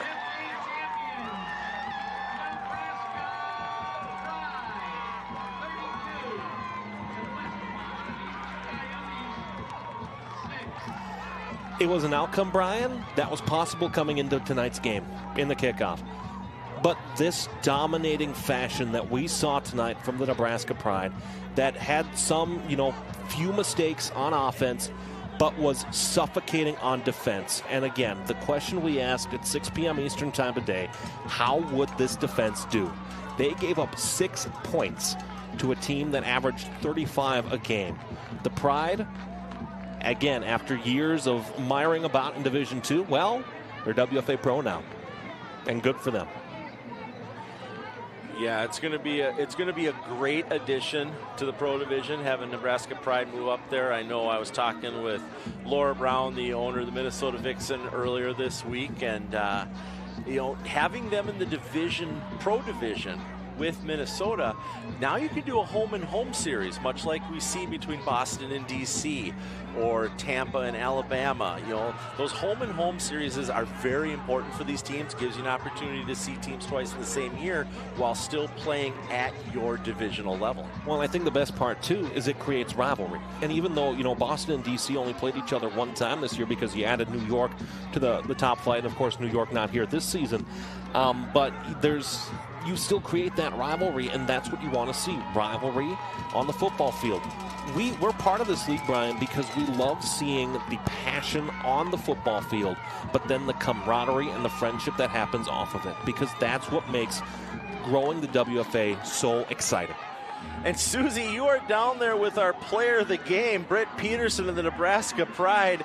Britt, you had 2 defensive touchdowns and an offensive touchdown today. What a game for you, Susie. Brett, thanks so much, Brian. This is just the second year that your team has been in this league. What helped propel this team to this championship title just 2 years in? Man, everything, everybody just, put themselves aside and came together for the team, and that's been true from day one. And so no matter what kind of adversity hit, no matter what we went through, we lose to the Vixen, we come back, we regroup, and it takes everybody, you know what I mean? Like, it's not one person in the organization. Everybody did what was best for the team for the whole season. You said something there that your head coach said to me earlier. You guys just came together, and she was talking about the defense. What really came together defense-wise against West Palm today? I mean, we've got such a great defensive coordinator, and that defense is tenacious. I can't say enough about my teammates, man. They showed up, and they showed up big, and I just love this team so much. Go celebrate, Brett. Great. Brian? Thanks, Susie. Yeah, it definitely the black eye look, I think, was intentional, as you stated earlier, Alex, and definitely starting to fade away. We'll let Britt get back up there with her team to celebrate their national championship as she collects her MVP of the game trophy from the commissioner, Lisa King. Alex, this was an exciting day. We got to see 2 new national champions crowned. First, we got to see the Cincinnati Cougars, the Division III crowned national championships by a final score of 48-26. And here in Division II, the Nebraska Pride over West Palm Beach, 32-6. And the best part, 2 more great games on tap tomorrow, capped off on ESPN2 by the St. Louis Slam and the Boston Renegades. Yeah, this has been a presentation of the Women's Football Alliance. For Susie Kuhl down on the field, Alex Wested up here in the booth, I'm Brian Sweeney. We can't thank you enough for joining us for the Women's Football Alliance Division II National Championship game. The Nebraska Pride are your Division II National Champions. Don't forget to tune in tomorrow, the big Pro Division game at 5 p.m. on ESPN2.